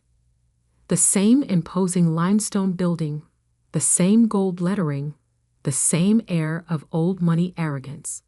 But this time, I walked in through the front door not as the disappointing son, but as the CEO of the company trying to acquire them. Mr. Blake here to see the board, I told a receptionist, using the name I'd adopted after leaving. She directed me to the top floor, not recognizing the prodigal son returning home. The Harrison boardroom was exactly as I remembered. Dark wood paneling, oil paintings of past chairmen, the family crest carved above the fireplace. I played under that table as a child, listening to my father negotiate deals and destroy competitors. Now I sat at the head of that table, waiting. They filed in one by one, board members, executives, and finally, my father. He'd aged more than 5 years should allow. His once commanding presence diminished by stress and failing fortune. He didn't recognize me at first, his eyes sliding past me as he took his seat. Gentlemen, I began, I'm here representing Digital Horizon Capital regarding our offer to acquire Harrison and Sons. We're not interested in being acquired by some tech upstart, my father snapped, still not really looking at me. Harrison and Sons has stood for 150 years and will collapse within 5 if you don't adapt. I cut in, letting my natural voice replace the carefully neutral tone I'd been using. Isn't that right, Father? The room went deadly silent. My father's face went from red to white as recognition dawned. James? Hello, Father. Miss me? One of the board members, old Mr. Peterson, who'd known me since childhood, actually gasped. Little James Harrison? Actually, it's James Blake now, I corrected him. And I'm here to discuss the future of this company. My father's shock turned to anger. This is some kind of trick. You're working for Digital Horizon? I smiled. No, Father, I own Digital Horizon. It's a subsidiary of Nova Energy Systems. I enjoyed watching their faces as the connection hit them. Yes, that Nova Energy Systems. The company revolutionizing energy storage technology worldwide. Impossible, my father whispered. You left with nothing. No, I said softly. I left with $100. Your last lesson about the value of money. Would you like to know what that lesson bought? I nodded to my assistant, who began distributing folders to each board member. Nova Energy Systems is now worth $4.2 billion. Digital Horizon Capital, which you somehow failed to investigate properly, is our investment arm. Over the past year, we've been quietly buying Harrison and Sons stock through various shells and subsidiaries. I opened my own folder. As of this morning, we own 45% of your shares. We also own the majority of your corporate debt, which, thanks to your recent difficulties, is substantial. The blood drained from my father's face as he realized the full scope of what I'd accomplished. The son he'd thrown away had returned to take everything. The offer is simple, I continued. Harrison and Sons will be absorbed into Digital Horizon. The family name will be retired. The board will be dissolved. I paused, looking directly at my father. And you will step down, effective immediately. You can't do this, he sputtered. The family legacy. The family legacy is dying. I cut in sharply. Your investment strategies are outdated, your technology is ancient, and your arrogance has blinded you to the changing world. I tried to tell you this 5 years ago, but you were too proud to listen. Mr. Peterson cleared his throat. James, surely we can discuss this. You're still a Harrison. No, I said firmly. You all made it very clear that I stopped being a Harrison the day I chose to build something new instead of clinging to something old. I'm not here for reconciliation. I'm here for business. I stood up, straightening my custom-made suit that cost more than that first $100 1,000 times over. You have 24 hours to accept the offer. If you refuse, Digital Horizon will call in all outstanding loans immediately. Harrison and Sons will not survive the week. My father found his voice again. You would destroy your own family's company? Everything we built? No, father. You destroyed it with your stubborn refusal to change. I'm offering you a chance to save what's left. The jobs, the clients, the legacy you claim to care about so much. Whether that legacy bears the Harrison name is no longer your choice. I walked to the door, then turned back one last time. Oh, and father? Remember when you said money was the only measure of a man's worth? I smiled coldly. By your own measure, what am I worth now? The next 24 hours passed in a blur of legal meetings and press inquiries. News of Nova Energy Systems' takeover bid had leaked, sending Harrison and Sons stock into chaos. My father tried to fight, of course, calling in old favors and trying to rally support. But I had anticipated everything. Every escape route was blocked. Every potential white knight was already aligned with us. Every financial lifeline was closed. The empire he'd spent his life protecting was now in my hands. They signed the papers the next day, in the same room where he'd once thrown $100 at my feet. As the lawyers finalized the details, my father approached me. He looked old, beaten, but there was something else in his eyes. Something that might have been respect, or perhaps just resignation. You planned this, he said quietly. All of it. No, father. You planned it the moment you decided my dreams weren't worth respecting. I just built something better than you could imagine. He nodded slowly. And now? Will you destroy everything out of revenge? I looked at him for a long moment. No, I'm going to rebuild it into something that actually matters. Harrison and Sons will become part of a company that's helping to solve the world's energy crisis, not just moving money from one account to another. The fact that it's no longer yours is just poetic justice. As I turned to leave, he called out one last time. James, That $100. I smiled. Best investment I ever made, Father. It taught me exactly what I didn't want to become. The transition took 6 months. I restructured the company completely, modernizing its operations and redirecting its resources towards sustainable energy investments. Most of the employees kept their jobs.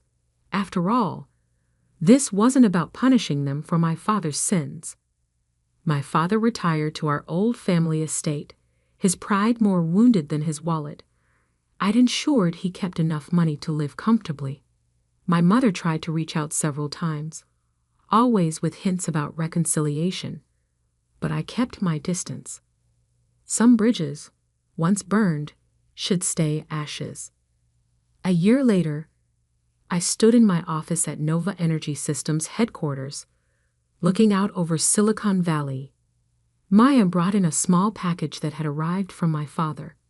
Inside was $100, the same bills he'd thrown at me 5 years ago. I'd left them on his desk after the takeover signing. With them was a note. You were worth more than I knew. I took the bills to the cafe where my journey had started.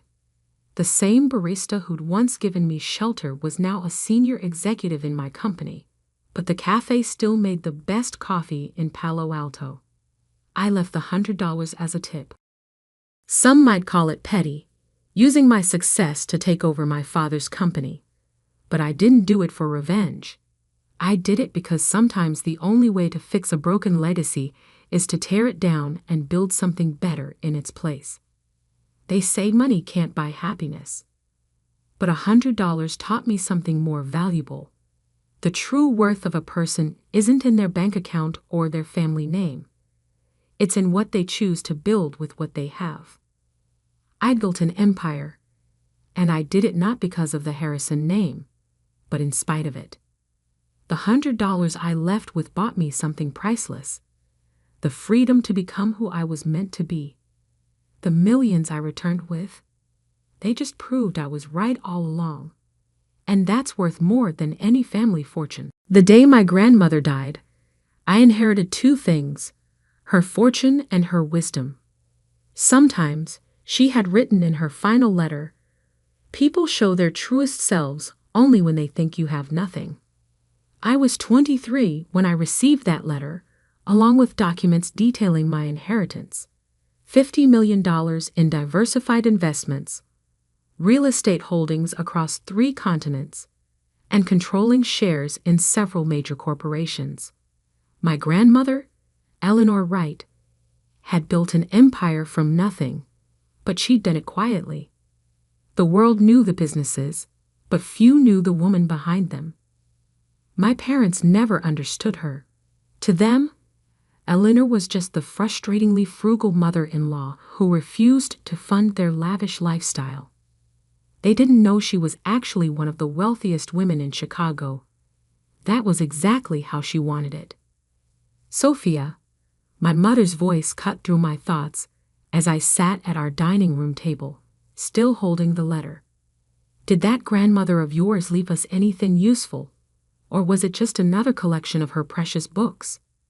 I looked up at Diana Maxwell, the woman who had spent the last 20 years trying to mold me into her version of the perfect daughter and failing miserably.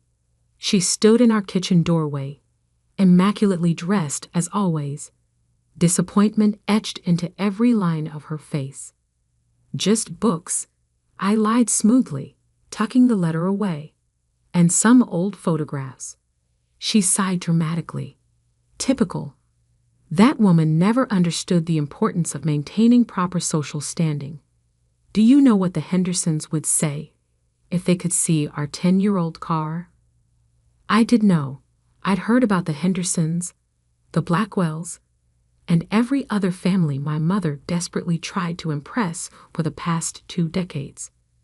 Their opinions mattered more to her than oxygen.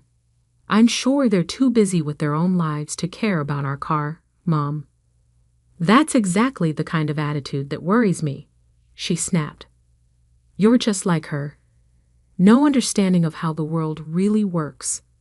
Thank God Alexander has more sense. Ah, yes, Alexander, my younger brother, the golden child.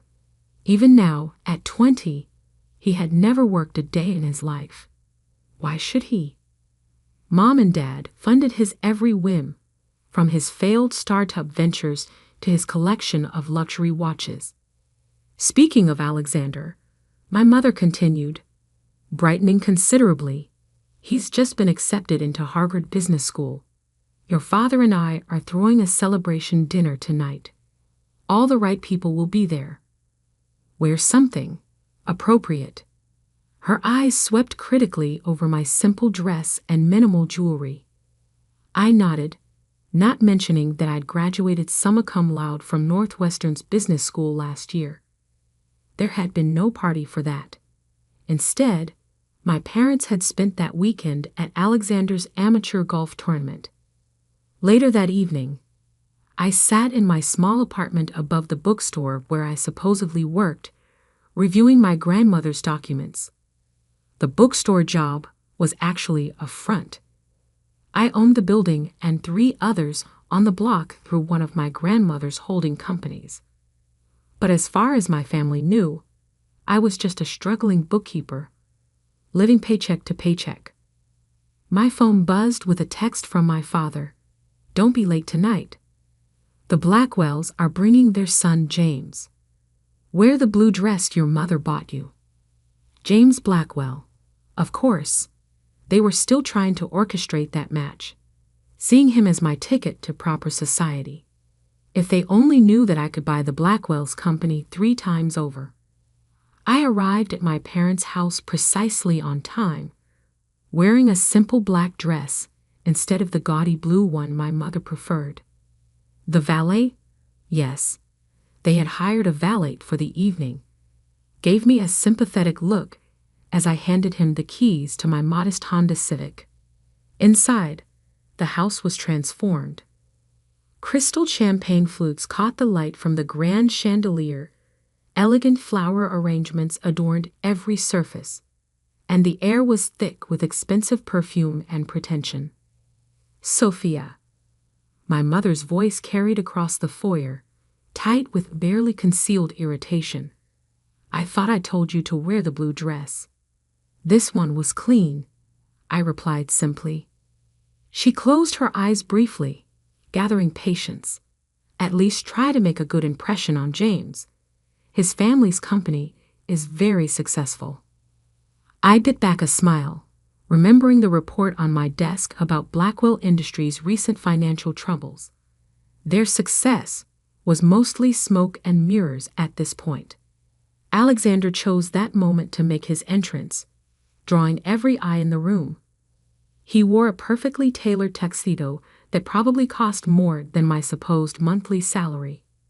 There's my boy, our father boomed, clapping him on the shoulder, Harvard Business School's newest star.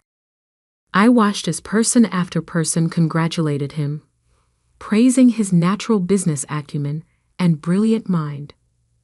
None of them seemed to remember his 3 failed businesses, all funded by our parents' increasingly strained resources. James Blackwell sidled up to me, champagne in hand. Sophia, he smiled, all white teeth, and practiced charm. Still working at that little bookstore.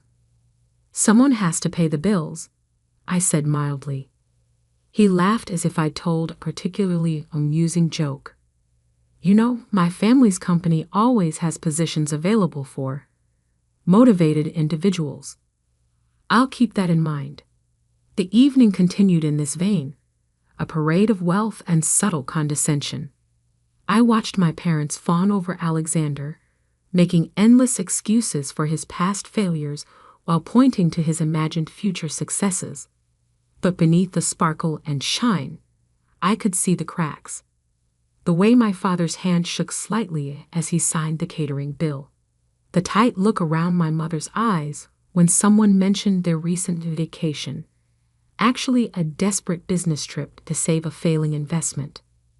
They were in trouble, though they'd die before admitting it. Years of funding Alexander's expensive education, failed ventures, and extravagant lifestyle had taken their toll. The mansion they were so proud of, the one they'd remortgaged 3 times to maintain appearances, was slowly slipping through their fingers. What they didn't know was that I'd been watching, waiting, and quietly buying up their debt through various shell companies. Every desperate loan, every refinanced mortgage, I owned them all. As I drove home that night in my sensible Honda, I thought about my grandmother's words. People do show their truest selves when they think you have nothing. And soon, very soon, my family was going to show exactly who they really were. The signs of my parents' financial collapse became impossible to ignore, even for them. It started with small things. The household staff was temporarily reduced. Their country club membership became inactive. And suddenly my mother discovered a passion for vintage fashion. But Alexander's lifestyle never changed. Even as the family finances crumbled, my parents continued funding his every whim. The day I saw him drive past my bookstore in a brand new Porsche, I knew they had finally hit rock bottom. I was in my real office, not the cramped bookstore back room where I pretended to work, but my actual office on the 47th floor of downtown Chicago's most prestigious building. As CEO of Wright Investments, I had a perfect view of the city my grandmother had helped build. "Miss Wright," my assistant Sarah buzzed in. "Your brother just made another withdrawal from your parents' emergency fund." I pulled up the banking records on my screen. There it was, $175,000 transferred to a luxury car dealership. Money they definitely didn't have. "How much do they have left?" I asked, though I already knew the answer. "Less than $50,000, Mom. And their mortgage payment is due next week." I leaned back in my chair, thinking about the careful web I'd woven over the past year. Through various holding companies, I owned not just their mortgage, but all their outstanding debt. Every credit card, every loan, every desperate attempt to maintain their facade of wealth. I controlled it all. "Schedule the foreclosure notices," I instructed Sarah. "It's time." The next morning, I arrived at the bookstore early, knowing what was coming. Right on schedule, my mother burst through the door, her designer handbag genuine but last season. "Sophia!" Her voice was shrill with panic. "Something terrible has happened. The bank. They're saying they're going to foreclose on the house." I looked up from the ledger I was pretending to review. "What? How is that possible?" "Your father. There have been some business setbacks, but it's just temporary. We just need a little help." She reached across the counter, gripping my hand. "Darling, how much do you have saved?" I almost laughed.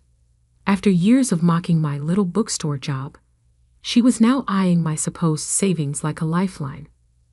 "Mom, I make $35,000 a year. After rent and bills, I'd barely save anything." Her face fell. "But surely you must have something. An emergency fund?" "I have about $3,000 saved." I lied. "But that's everything." "We need it," she said immediately. "Just until your father's deals come through. Alexander has some very promising ventures in the works." I sat back studying her. "What about Alexander's new Porsche? Couldn't he sell that?" "Don't be ridiculous," she snapped.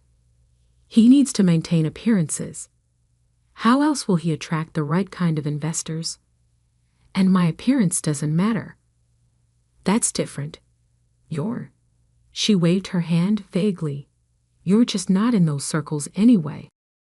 In those circles, I thought about the charity gala I'd be hosting next month as Eleanor Wright's heir, where half of Chicago's elite would be in attendance. But my mother didn't know about that. "I'm sorry, Mom. I can't empty my savings account. I need to pay rent. She stood up, anger replacing desperation. How can you be so selfish? After everything we've done for you. What exactly have you done for me? The question hung in the air between us. For a moment, confusion crossed her face, as if she were genuinely trying to remember any significant thing they'd done to help me succeed. We gave you a good home, an education. The education I paid for with student loans, you mean? The same loans you refused to help with because you were funding Alexander's third startup. That's not fair. Alexander has vision. He just needs support too. Get out.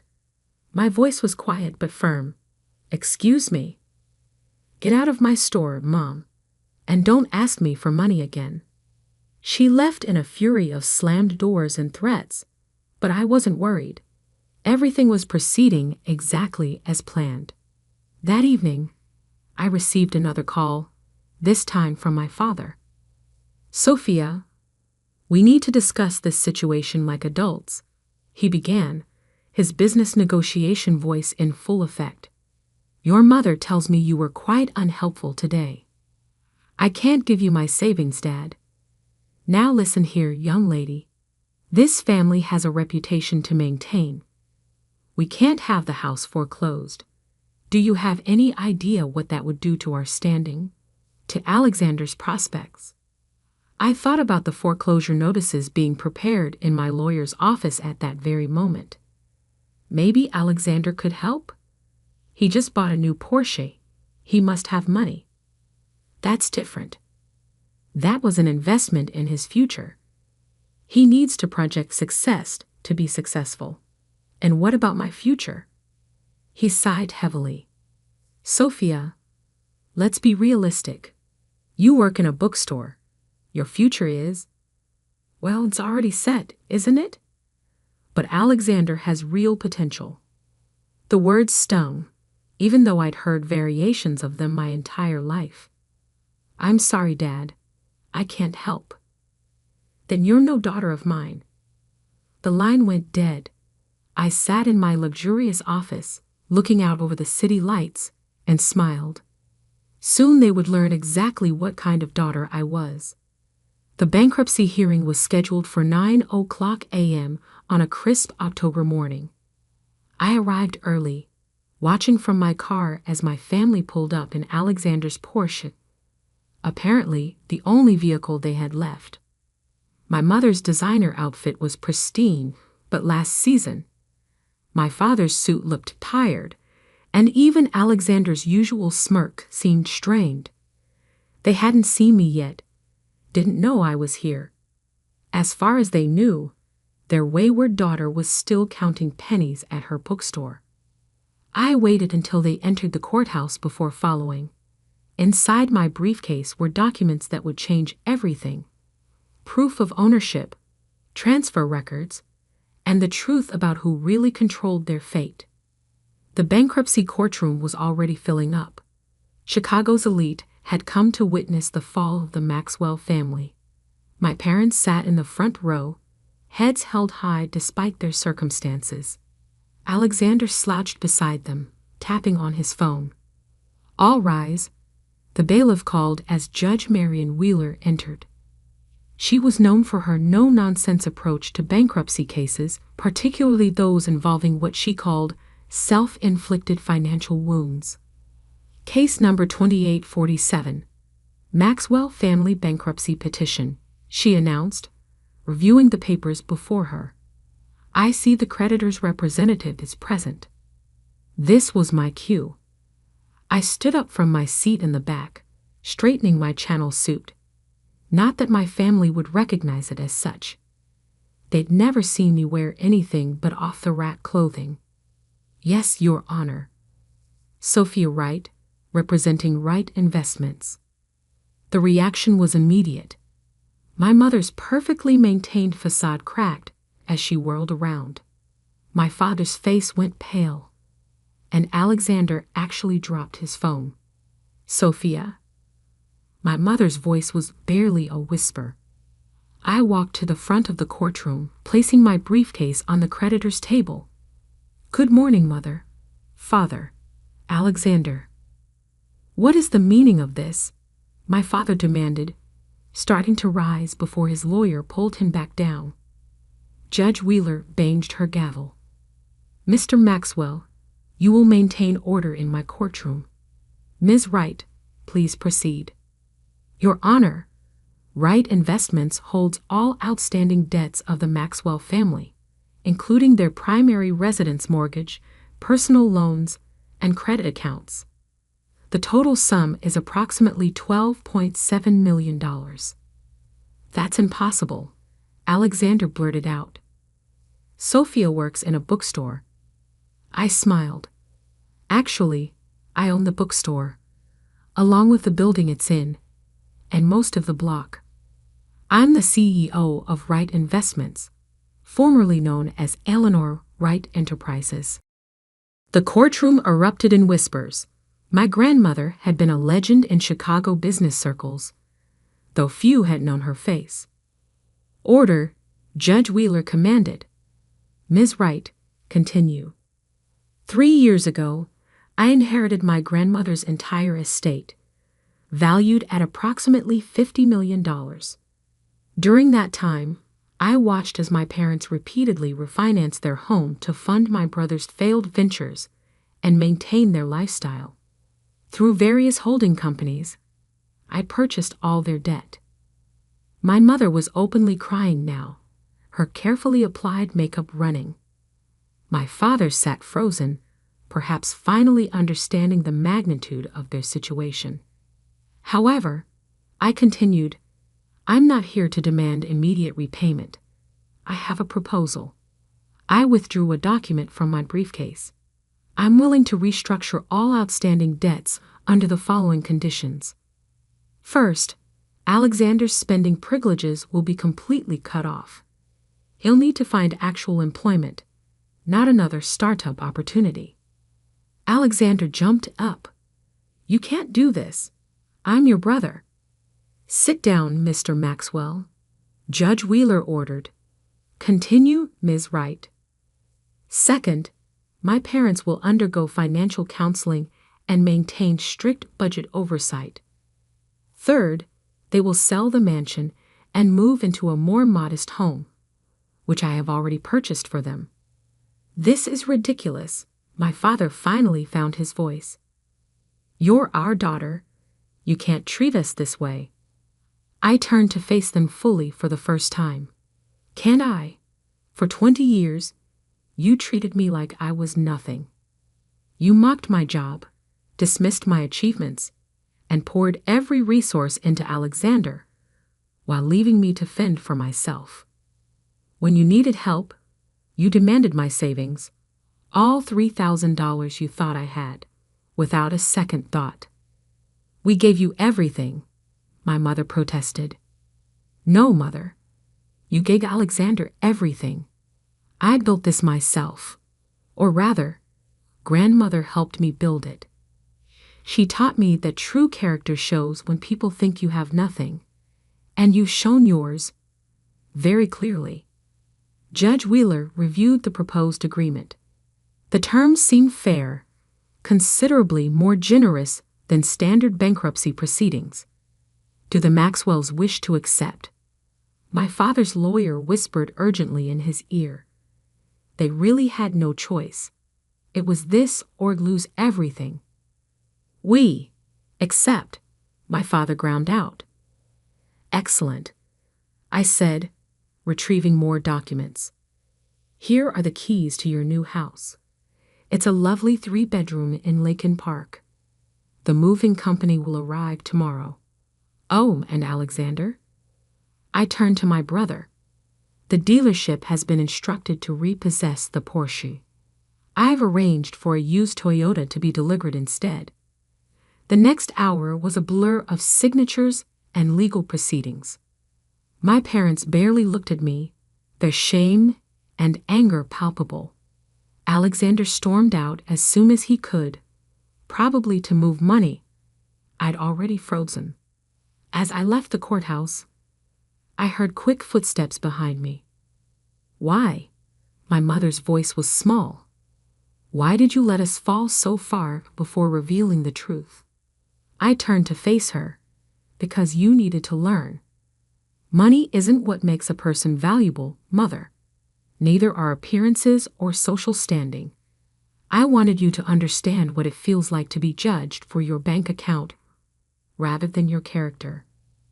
And now, will you ever forgive us? That depends on you. The house I bought you is nice. Not luxurious, but comfortable. Your new budget is reasonable. Not extravagant, but adequate. What you do with this second chance is up to you. I walked to my car, not the Honda Civic they were familiar with, but a sleek Mercedes I'd kept hidden until now. Oh, and Mother, I called back. That blue dress you wanted me to wear to Alexander's party. I bought the company that makes it last year. They've discontinued that particular style. It was hideous. The look on her face was worth every second of the past 3 years. 3 months later, I sat in my office reviewing reports. My parents had actually stuck to their budget, attending financial counseling without complaint. Alexander had finally taken a real job, entry level, of course, and was learning what actual work felt like. On my desk sat a new photo frame containing an old picture of my grandmother and me in front of her favorite bookstore, the same one I now owned. Her words from that final letter still rang true. Sometimes people show their truest selves only when they think you have nothing. But she had taught me something else too. Sometimes the greatest power lies not in wealth itself, but in choosing when to reveal it.